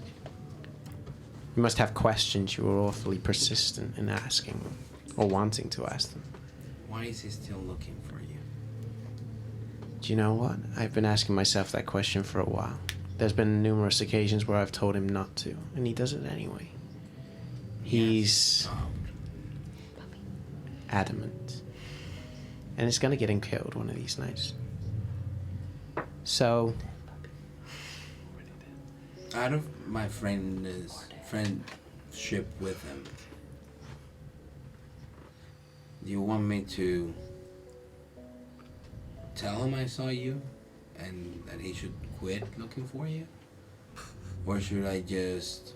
Do you honestly think he would? Well, it depends. On? It looks like you don't want him to keep looking for you. If his attentions were a concern of mine, I'd remove the problem. That problem being Jim in that scenario. I am not that daft. Good. I don't mind him looking for me. Whether or not I want to be found yet, that's a matter for me and me alone. I've got bits and pieces to do, and I don't have the time to babysit. Okay, got it. Yeah, I was just asking if you wanted me to keep it secret, because he'd most likely go apeshit the moment I tell him that we had a conversation. Now that would be fun to watch. Yeah, for you, definitely. I totally What else see it from your matters, point. Moses? What else matters? Maybe fun for Fuggy?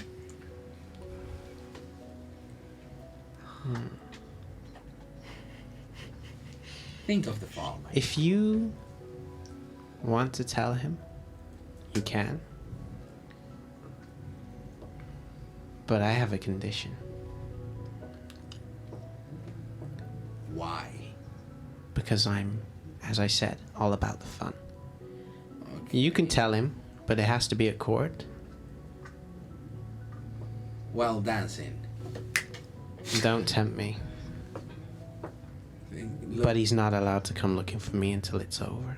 Lady, I'm not eager to tell him. But I want you to now. Nosferatu.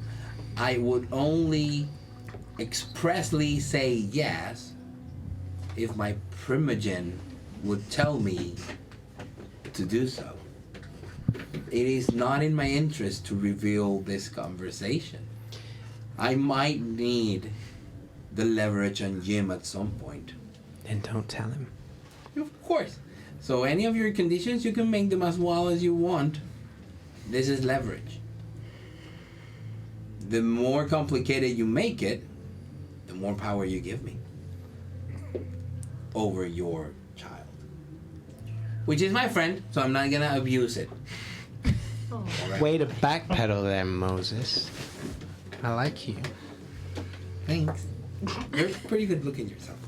Oh shit, I shouldn't say that. Well, I'll leave it in your capable hands about whether or not you tell Jim. But when you do, pass along a message for me, please. Yeah, absolutely. If he wants to find me, he does it himself. The next time he has someone nosing into my business, especially if that person is a Kine, I'll do more than take his leg. Okay. Do that for me, please. 100%. You're pretty cool, actually. You know what? It's been said. I know. I mean, I've met the sires. Now I've met all the sires of my coterie. Like, and well, you're the only one with whom I've had like an actual conversation. She leans forward. Tell me about yours. And actually, you're the only one who has had that sort of interest. That's what made you cool. Then tell me about this kindred. This American kindred. Oh, we're plenty. And we're loud. Tell me about your sire. What can you offer in return? What do you want, Moses? A way to contact you. I might have a number I can give you if the story's good.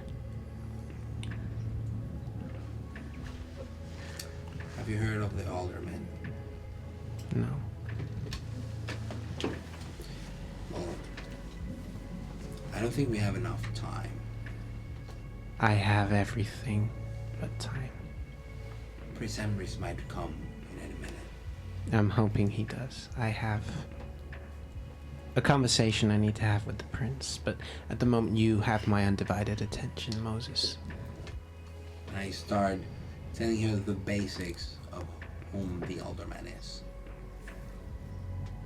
She listens without interruption. Not once does she take her eyes off of you, and this time is probably the only time where a gaze doesn't flicker between your vital points. It goes, just lingers on your gaze.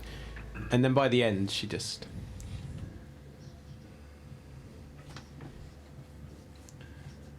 pulls out a slip of paper, and then a pen, and just hands it over. Where else do you keep it? Mm-hmm. Don't give that number to Jim. Your condition was he finds you without anybody's help. The last person lost a leg. I need them for dancing. And this time she actually does make a noise when she smiles and when she laughs, and it's a pleasing sound. Like, lady, I genuinely think that out of the sires of the coterie, like, I just met a Malkavian who was a little bit out of himself and a little too interested in wounds and injuries.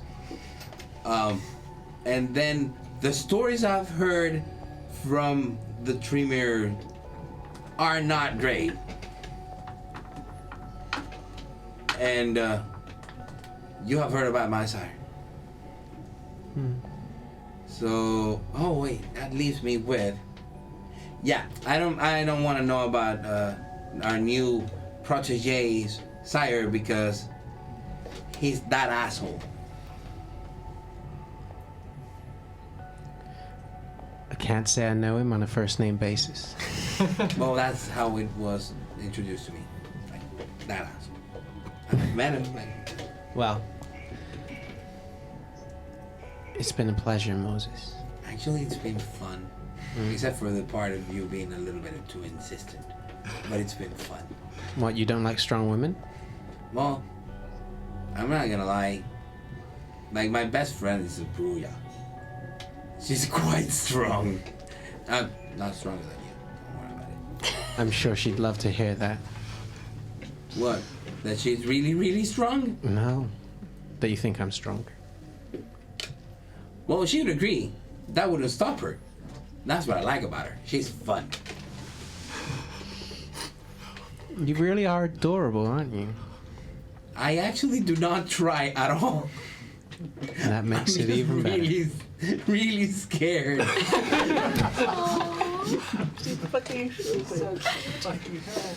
She gets up and just brushes herself down once, and all of the creases just vanish from the dress. And then she takes 2 steps towards you. She places a hand on like your shoulder, chest area, and just leaves it there for an comfortably long amount of time. And then she just releases it and starts off towards the door without another word. And you just hear it open behind you and then shut again.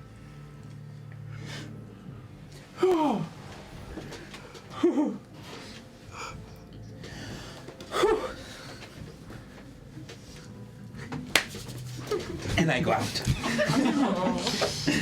Okay. Where are you heading? Wherever. I don't mind if I go out and... I mean, people will recognize me. I have to deal with being a star, so I'll just walk straight for the drinks and start drinking. The moment you step out of the door, there is someone walking past with a tray, and then they immediately look around at you just as you take a glass and continue walking past. And it's almost like a little improv dance where they kind of move to stop and like being in your way, and the glass is just taken as you continue on this slightly more jovial walk back into this room. And people are looking and giving you that kind of snigger.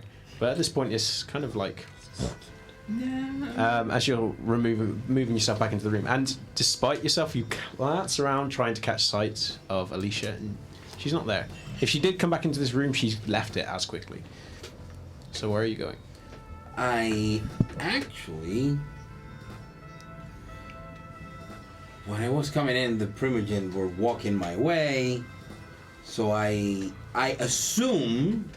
That's why, like, that's what Moses was assuming, that once he saw Michael chasing the other Primogen, is that the little huddle before the speech of the prince or whatever. That's why he was like hesitant of having like a long conversation.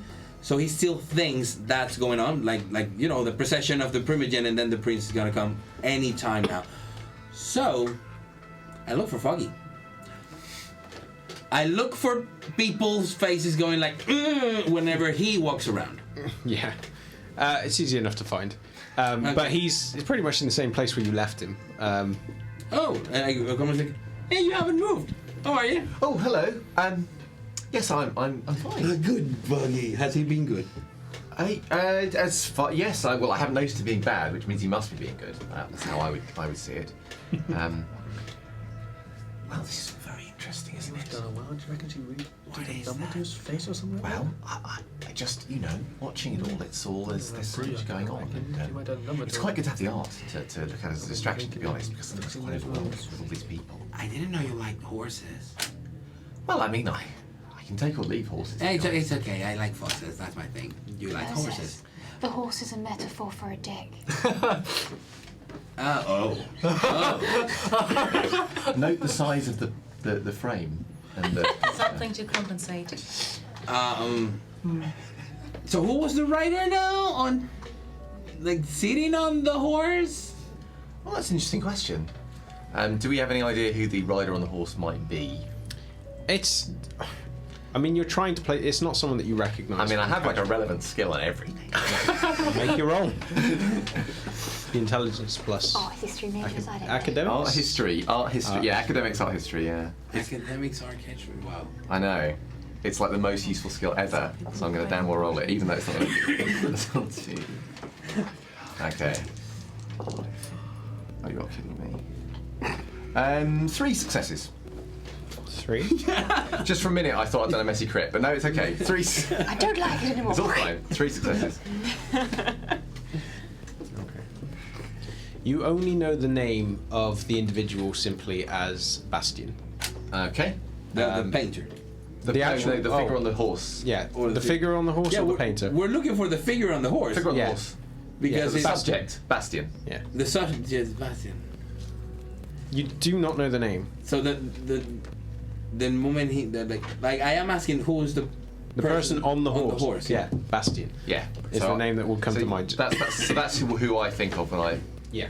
And do I know anything about, like, were they like some kind of royal or noble or champion warrior or? Besides, it was someone that was alleged to have connections to the royal family at some point, but it was someone that was, you know, due to the whole issue of lineage, it kind of shunted to the side, but was such a capable individual that they still made their own fame. But it was always shunted to the side about the fact that they didn't want anybody to know that this person was of. And yet there wasn't a kind of a thorn in the side that was removed. Because normally, obviously, if someone's got a legal connection to the throne, they're normally a legal claim. So, but this is actually quite interesting. Now, I think I have seen this figure, in my studies before. And what's interesting is they're controversial. You see, they have a connection to the royal line, but not an official one. But they were so let's say capable on their horse, if you like, that they couldn't be removed. Do I have any idea about which royal line? Like, as in, is it? I started doing like literally first grader questions about royalty. I have no idea about British royalty. Yeah, I'm assuming like Moses knows nothing. There's a strong French connection through the bloodline. I'll say, French royalty. Oh, so he's French. Yes. Why is he here? Oh, this is this whole building is owned by Michael, and these are his paintings. So they're here because Michael bought the paintings. So Michael's French. Well, possibly. I certainly think there's probably a connection. Maybe this is, something important in Michael's history. I like your paintings better. Come, Buggy. That's what I said. That's what I thought. And I started like approaching them. Okay. I think we're all they're all gathered around the all meeting. together. Oh, okay, cool. You see those two standing off slightly and muttering. Katia kind of between the two, as it were. Are your feet okay? Well, if I have a couple more of these, yes. Oh, are you sure? I'll have a little look at his feet. I mean, he's pretty much taken off the lowest layer. Well, a thick layer of skin. It's like someone's basically got maybe like a grater or something and just gone at it for a while. It's remarkable just how much he's managed to do by dancing alone. It's gone through his shoes and through his socks and through. But the speed that he was dancing at was frightening. Unnatural. Yeah, that's why I know it was Michael Chase. It must have been someone, and he was the one initiating it. I'm so sorry, Moses. What? I just. I mean, it wasn't danced to the degree where he was supernaturally going quickly, but it was as quickly as someone could go before they lost their balance, and basically where everybody has that subconscious need to not injure themselves. That was overridden, and the way he was dancing was erratic and completely. So. Oh, there's a bit of bad news, which I thought was good news, but is actually bad news. Okay. Apparently, the constable is going to be paying visits to our domain. To make sure everything's as it should be. Took them long enough. Yes, I was quite, I wasn't exactly surprised. I mean, likewise. But it's Have alright. you You all have Wait. you all have your shit together, yes? Which one? You mean all of it? All of the shit. Yes, of course. I'm just kidding. Nothing. Yes. Everything's fine. Yes, everything. Yes. Well, so is this do you think the prince is about to? I don't know. Make an announcement? Is the prince still doing rounds? The prince about is still speaking with Elizabeth Addington. And they are... Yeah, the moment that you glance around, it's the first time you see the prince. Toga. Yeah. And all that entails. Toga with tails? Never mind. I need another drink. I think she's trying to say that his clothing is significant. We can home with this so we can get the hell out of here. Oh, I like really. We can get the hell out of here. I suppose, or perhaps it's a sort of a statement of his princeliness, maybe. And as you are having this discussion with one another, you see, certainly Katia, as you're glancing over towards him, he nods towards Elizabeth and she bows again and then takes a step back. And then he turns and moves towards the end of the room and then just looks towards everyone. And almost immediately, everybody just quietens and turns and looks at him. Kindred.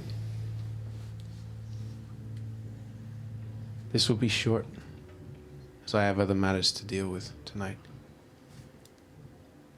But I want you all to have been here, so that there can be no claims of ignorance. All of the kindred who had no right to reside in my city have been tracked down or they've been located, and they will be removed. Those that are here at my sufferance. And I'm in the most fickle of moods. There have been too many foul-ups, and I have been far too patient. You will all see my agents throughout the city, and you will give them every courtesy. I will find the ones responsible for any breaches, for any foul-ups, for any breaches of my tenets, for any of the traditions that are broken.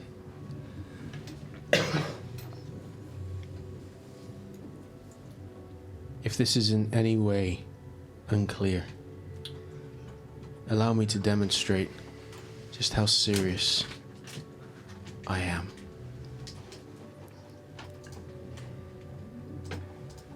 Constable.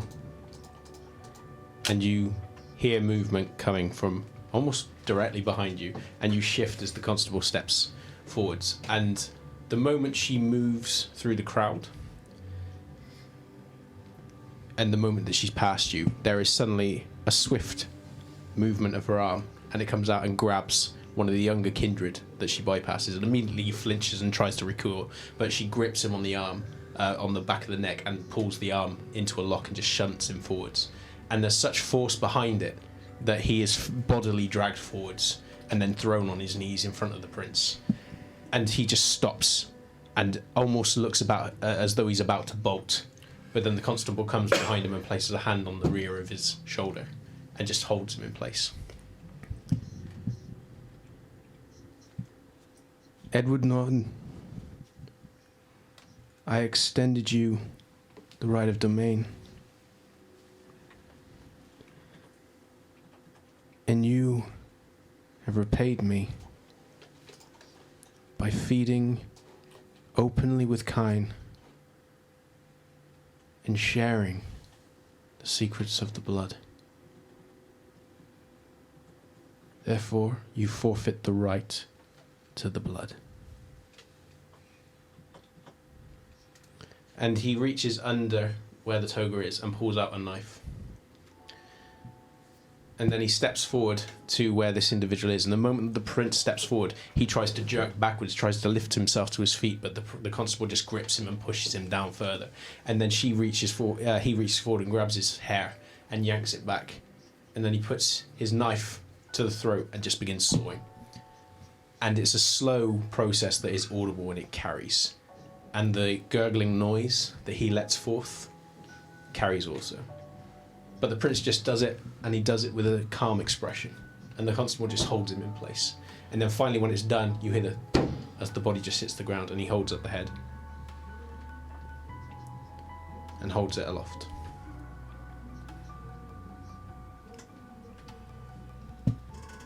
This is the one warning I give you all. Is anyone unclear? Good evening. And he drops the head and he turns and walks back over towards where Elizabeth Addington is. And the moment that he approaches her, she bows her head again. And then the constable just looks down at the body, kneels slowly, picks up the head and just gestures across the top, and then puts it by the body, and then just steps off after the prince. What do you do? I think that's our cue to leave. Yes, we can go now. Yes. Are other people starting to file out, or is everyone? No, not yet. Sorry. We're to stay here still? Okay. I'll look for more drinks. Okay. There are numerous ones going around. Everybody now seems to have returned to their conversations and everything. The body, has been moved. The moment that there is the opportunity, Marcus moves over with two of the people that were serving drinks, and under his direction, they grab the body underneath the arm as it starts decomposing. Not rapidly, certainly not as quickly as Tyler did, but it's just it's almost like it's wriggling. The movements on the flesh just as the body just slowly starts decaying, and it's dragged bodily from the room in the opposite direction to where the prince went. And once that is gone, people begin filling back into the space, and the talk continues almost like nothing at all had happened. I will lean a bit more into Jim, like close to Jim, and I'll say, And that is why you have to wear a jacket. That's why we're fucking careful from now on. I like my head on my shoulders. Yes, I said When I come back, I talk to her. Like, okay, should we be wary of anyone in Reading breaching the Masquerade? It's worth noting that the warren that she's come from, you've never been there, but you know it. It's not in Reading. It's between London and Reading. Okay. It's basically the waypoint that people go through when they're filtering from city to city, because the Nosferatu have their networks, which allows them to travel easier than going overground. And this is why it's worrying that any part of it has been hit, because these warrens are deep. And they're connected. Yeah, and they're connected to one another. It's why Plucky Jake is quite serious on getting it done quickly, which means, obviously the timeline that he's given you by the end of the week, he wants it done. So she's not going to be tied in necessarily to any city politics. Okay. And the only ruler of the warrens there, because it's between two cities, is going to be the local. Yeah, the asshole, as it were. That asshole. So, yeah, it's a case of it's not something you're going to have to worry about. And to be honest, the prince's influence will probably extend to there, but his domain doesn't. Reading will probably have its own system of hierarchy. Okay.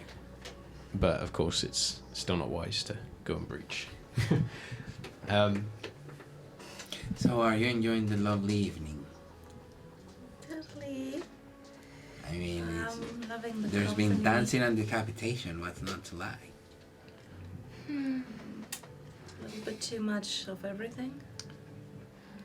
At least no fire. No fire yet, Jim. You're so funny. I didn't bring my lighter with me. That's good, right? Are you okay? You look a little paler. No, I'm not okay. We can't go yet. Can we go now? Ben, 2 minutes? surely let's put it this way, about the worst social faux pas you can make is be the first one to leave the party. Nothing could possibly look worse. I don't mind. Yeah, but it would look less. Well, think if about you it were this way. part An open execution meant as a warning, and then suddenly a whole coterie goes, oh shit, I better leave. It looks a little suspicious.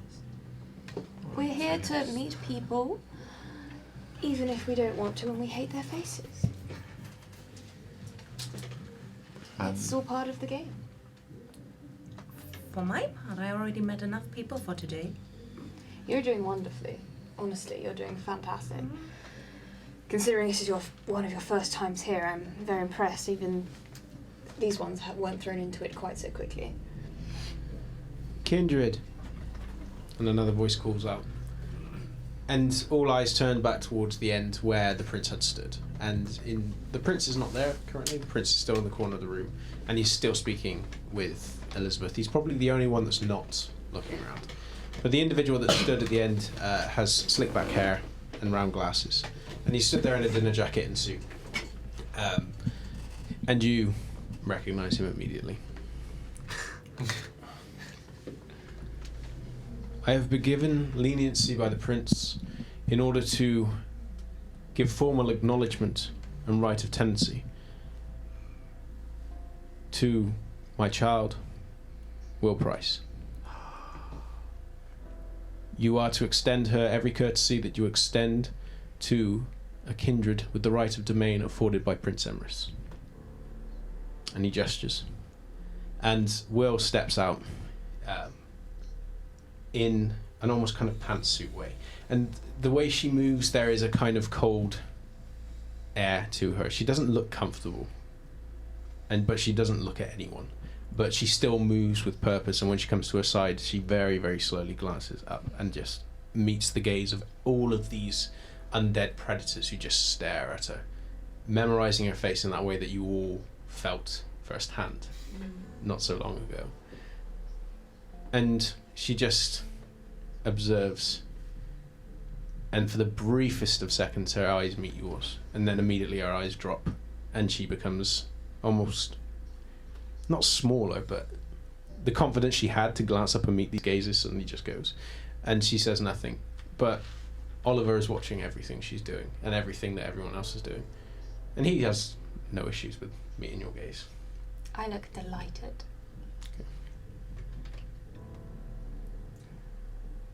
Know her by her face and her name, and by her lineage as a member of Clan Tremere. That is all. And he steps down and then gestures for her to follow. And she glances again over in your direction, not at you, but in your direction, and then just turns and walks off with him. And like someone on a lead, every step he takes, she follows. And then he steps from the room, going past Prince Emrys and bowing low, and Prince Emrys just observes him and watches Will as she goes past. And then returns to speaking with Elizabeth, who is the only kindred that he seems to be engaging. Everybody else he's just ignoring. But she, unlike everybody else, is someone that is speaking quite openly with him, in the sense of, even when this was going on, they weren't really paying any attention. She was just talking to him. But then, you know, clan is clan. What are you doing? I have a lookout, checking out for when people start leaving. Are Oliver and Will mingling or introducing with anyone, or are they leaving? They're leaving. Okay, in that case. Well, they've left out the side door. They've gone past the prince.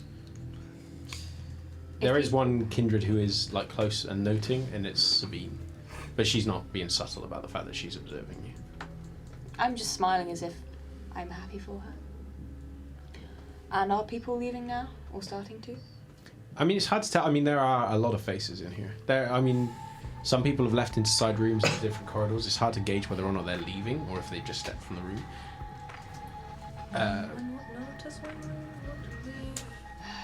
I feel it would be advantageous if we at least wait until the crowd has visibly thinned. I know it's every moment is the worst possible suffering. Let's get some more drinks. But I think this sounds strange, but I don't actually feel like drinking anything at the moment. Two of us, one of us. I mean, as long as you're with one of us at any one time, that seems all right, I suppose. But I just don't want to leave in what looks like haste after such a declaration. That's all. I tried to.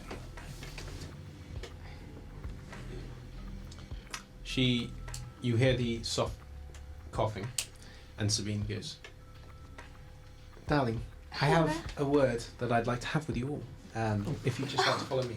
Of course. And she leads you back towards the entrance. I down my pint, I try to heal my feet because I'm sick of running with bloody feet, and I grab like a couple more in the way. No one stops you. I mean, yeah, there's a few glasses kind of going your way as you're going past, but I mean, you're the dancing man. What else can you do? And as you move past all these other kindred, quite a few of them immediately glance towards you as you make your entrance. But the moment that anyone catches quite an obvious stare at you, Sabine just moves forward and just like engages them. It's the briefest way, but their attention is immediately drawn by her, and they seem to lose not complete interest, but enough interest that you feel more comfortable moving out towards the exit. And then she steps out, and then the moment that the door shuts, she goes, "Door's over there, darling." Thank you, Sabine. I hope to see you very soon. Of course. My door's always open, darling. You know where I am. I've got a lot to show you. I can't wait. Shall we? And then when we're walking within her earshot, see, that's the way a sire should behave. She's cool. Let's go. Thank you for the door.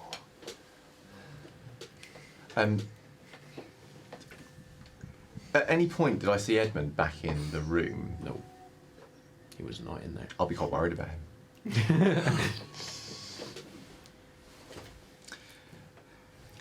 But then again, if he was there to witness that, it was kind of hard for you to notice. Everyone's attention was pretty much fixated on a single person. Sure.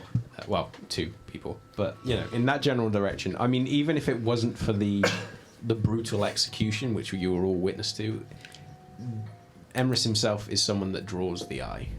More so than Michael Chase, more so than anyone else in that room. So we're going back to my car, is that what? Yes, please. I am more than happy to head back to the Haven. I'm honestly exhausted. Can we fit 5 in your car? I mean, it'll be cosy. It's not a very big car, but it can manage 5. It's okay. Foggy can sit on my lap. 6. Shotgun. Yes. 5.5, I suppose. Ben, I'll sit in the front with you, I think. Yeah, yes, why not? Want to take Foggy? No. No, not near the steering wheel. I don't think that's safe. I will. I doubt Foggy will sit quietly on my lap. I don't know if he would. No, I don't want a fox in the front of the car. I'm sorry. I'm going to put my foot down. I just don't think it's safe, and I... Yeah, I'm messing with you. It does pain me to say it, as I am very fond of Foggy. It's okay. I'm just messing. I mean... So yeah, I will. I'll start taking people back to the crossed hands. But once we're in the car and kind of out of the thing, that was awful. Yeah. Is it always like this every time? Not a clue. I mean, there isn't always a public execution. Like at our presentation, there was no execution. I'd say. But there what were I've threats of heard, execution. I'd say execution happens about 60% of courts. That's very bad odds. I mean, that's more than half the time. But I mean, can you blame the prince? I mean, it's hardly a sustainable lifestyle we've got going in London right now. I'm not talking about us. I'm talking about everyone. I didn't even get as far as thinking about blaming anybody. I was just generally shocked. That was as far as I got. Yes. Well. So what do we do now? I mean, there's this business that, I mean, obviously, Jim, you have to go to this place with Agnes, now I let's assume? go home and we'll find a room to Agnes's liking. Yeah, and she gets settled in. And let's get you some help with that. I have an idea for a strategy which, of course, the boon is mine, but if you will help, it would make things a lot easier. With the situation, I think the help is probably going to be very much essential because I feel like there's a lot to be learned from this situation. I am certainly curious as to what could clear out a whole warren. what could seal off a warren before. Yes. I think that's the issue. Is you have to they understand. sealed the warren before they purged it. Yes, precisely. This is why this information is vital for everyone. I open the door for Katya and literally start forcing her inside the car. I assume that's what was driving at this point. Yeah, so we're in the car. Don't worry, I also like to talk about this out in the open. Good execution. It would not be the first time we end up having a sensitive conversation in the middle of I anywhere. police my conversations. Yeah. So, I think you're asking the wrong question. Because I have a different question actually on that note. What is Warren? I think this is your jurisdiction, actually. Okay. So you know how I am Moses and she's Agnes and Plucky Jake is Plucky Jake. Yes. So Warren is basically the chief Nosferatu of them all. The chief Nosferatu is called Warren. All right. Well, that's why we call him. Right. I mean, do you think Plucky Jake's name is first name Plucky? No, of course not. No, that would be silly. I mean, Warren is an actual name, though. Yes. All right. So this is an important person that has been sealed and set on fire. Is this what you're trying to tell me? I don't understand at all. I'm more confused than I was when I started. Please, just I can't take any more of this, Moses. Okay, the Warrens is a system of tunnels that exist in a city. So London has like sewers. A group of not necessarily like the underground network. Not only like the Warrens are tunnels of every single kind. Underground tunnels. So a network of tunnels, like sewers. Yes. All right. All of those. Right. Can be part of the Warrens. Okay. So there are lots of different tunnels, all connected, called the Warrens. Not necessarily connected. That's the thing. They are a maze. Oh, all right. A huge, massive... A maze of underground tunnels called the Warrens and connecting certain areas or in and out of cities. And this maze has been sealed off and set on fire. Well, the one she was in. So the really interesting question is, why? Why? Well, why did someone attack these tunnels? I mean, there are plenty of people who would quite like to do that. Yeah. Plenty of kindred. I mean, there are those who aren't kindred who would quite like to do that as well. Not that many would know of the Warrens. No, but if that's exactly why this is so interesting. Why exactly, seal them what off? If they do? Not why seal them off. Have you watched? burn? Okay, have you watched Watership Down? Well, what? Yes. Well, What is that? Yes. Have you read the book? It's a classic piece of literature. Richard Adams.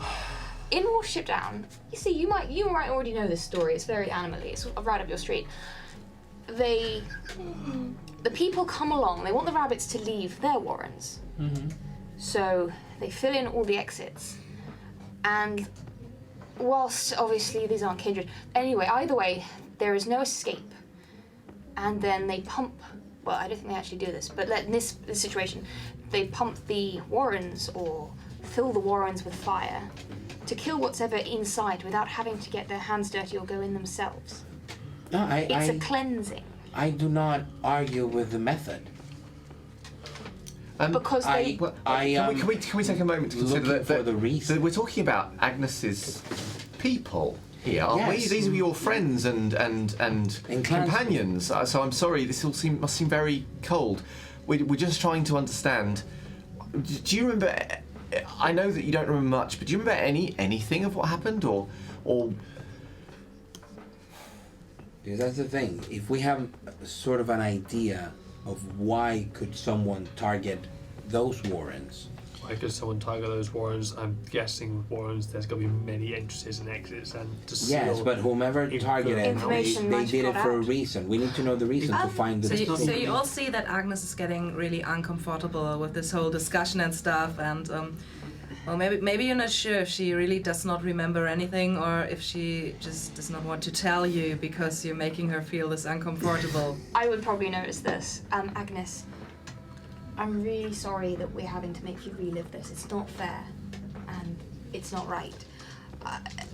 Unrelated to what happened, can you tell me, before this all happened, were there any fellow Nosferatu who disappeared or just didn't come back or went anywhere before this happened who you didn't see? Not that I know. You do, because of the nature of your warrants, and Moses, if you do intelligence plus survival. Yeah, I'll take it. Just to see. 2 successes. Okay. Yeah, you both know that the Warrens, aside from the people that regularly live there are a lot of new Nosferatu that come in and out. It is a method of travel between cities, and it gives the holder of that area considerable amount of power, just purely because it's essentially a gateway that allows you to get in and out of different places, wherever it networks to. So even if there were a new kindred or kindred that she hadn't seen in a while, it's hard to tell whether or not they ban it. It's not like the Warrens under London where regular people come and go and it's policed who comes and goes. It's still policed, but you're gonna get some kindred, and I mean certainly you both know, but it's probably not something, well, you definitely wouldn't share with other people. Not only Camarilla kindred, of Yeah, the no, clan. that will go part in and out. I am certainly going to leave out. Oh yeah. There's you've got the standing group. So as provided that her sire, based on how it's been described, was okay with the kindred coming in and out, it's hard for you to place any certain number because there is probably a handful that resided there. Certainly no more from what you know, no more than about 20 Nosferatu resided in that warrens or in the area of that warrens. But there was new people coming in and out all the time. They didn't stay. It's not that kind of a social, hey, stop and have a drink. It's a case of, you can go, fucking do it quickly. Would you explain this to us? I could assist you with the basics. It's not like I know that there are people went missing or something because we're not many. We're not many living there. Right. And the other people are just coming and going. I see. Sorry, I'm from a clan where everyone knows where everyone is and what everyone's doing at all times. We're a little bit more, let's say, less controlling. Well, did you say you had a plan, Jim, in all of this? I have a few ideas. Let's wait till we get back to Cross Hands, get Agnes settled in. Yes, of course, right. And do you need any time to heal that? This does not heal. Oh shit, it's that bad. I think we're being a bit unfair. I think we need to make sure you're settled in before we grill you. Yes, no, you're quite right. We're so sorry. It's just been such a trying evening. Choice of We've words, just that forgotten our wasn't manners. That was very poor taste. I'm very sorry. I'm going to put something on, some music on. Cover up the uncomfortable times. And the music accompanies you guys all the way back towards towards your haven. It's probably still my Enya cassette. Oh, Enya! Don't worry, this was just my feelings. Bit of Spice Girls, had the types of stuff on the radio, maybe. Enya and Spice Girls. That's a Benjamin's combination. Yeah. I don't know how that happened. Did you burn this cassette yourself? It's not Spice Girls, but it wouldn't surprise me if it was. You make your way back towards the Cross Hands, and you get the first glimpse at, if someone wants to do a quick description, it's a good time to do it at the start of book 2. Doesn't have to be a full in-depth, just in terms of the general. Well, it's quite an old. It's Georgian, isn't it? It's a very old Georgian, originally quite stately, detached house. It's like a townhouse, and Like it's a kind of courtyard squished, isn't it? garden. It's kind of tall and narrow, like a lot of these With places. some tall wrought iron fencing around the outside of the very squished in garden, which is mostly just like a patio.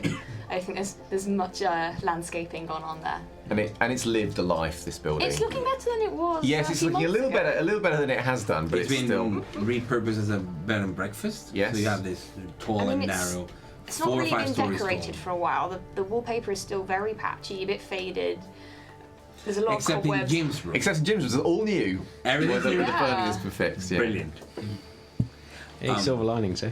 Yeah. Now just set everyone else's on fire. Yeah, and the lobby's got the classic black and white tiled floor, and Miss Morovsky's desk.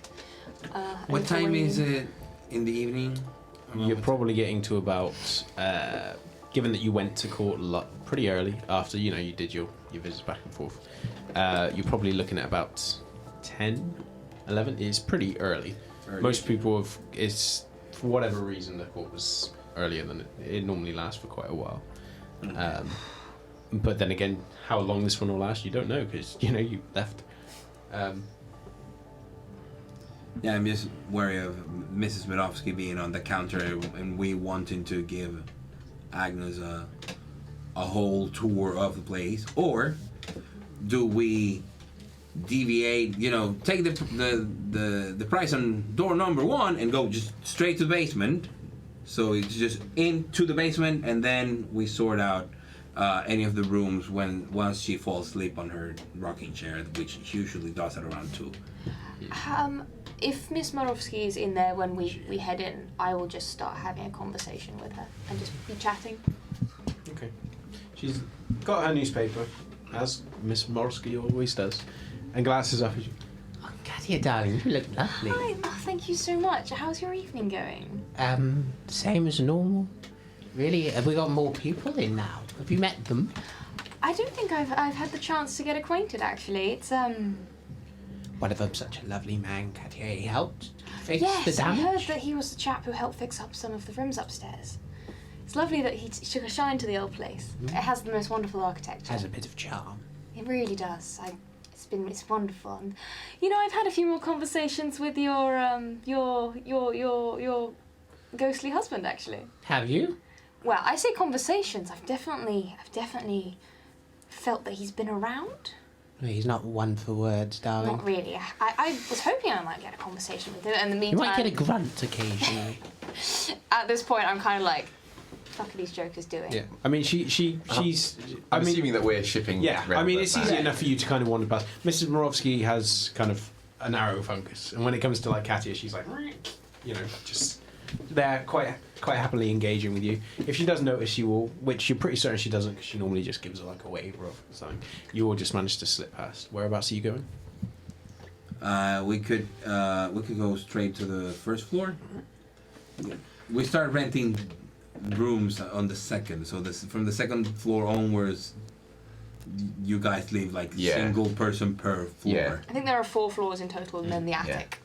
That's the thing. 4 floors in total, and we only rent rooms on the ground floor, especially after the fire. Yeah. So just the moment we get to the first floor, everything's okay. Nobody else but us should be there. And on the first floor, I think is yours. Second floor is his, and the attic is hers. Anyway, once they've toddled off, I will start to round off my conversation with Miss Morovsky, but completely kind of polite and just kind of I'd like to quite get changed, kind of get comfortable. You look after yourself, darling. Of course, I always try to.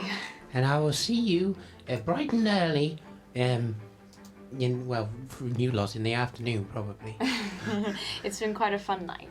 Shouldn't stay up too late. I know, it's a bad habit. I'm trying. Promise. Well, it's nice to see you out and about and all glamoury. Thank you. I feel like I've gained a bit of confidence recently. I'm trying my best. Is your friend, is she staying? No, not at the moment. She's got a lot of work. Her masters has really been quite demanding, so she's staying at the campus at the moment. Well, she was around here a fair bit when you weren't. I think she misses you. I was helping her with her studies. Just wanting to make sure that she did as best as she could. Anyway, I must head off. I'm quite tired. Oh, of course. No, You for sleep now. well. I will. I always do. Thank you. She goes back to her bed.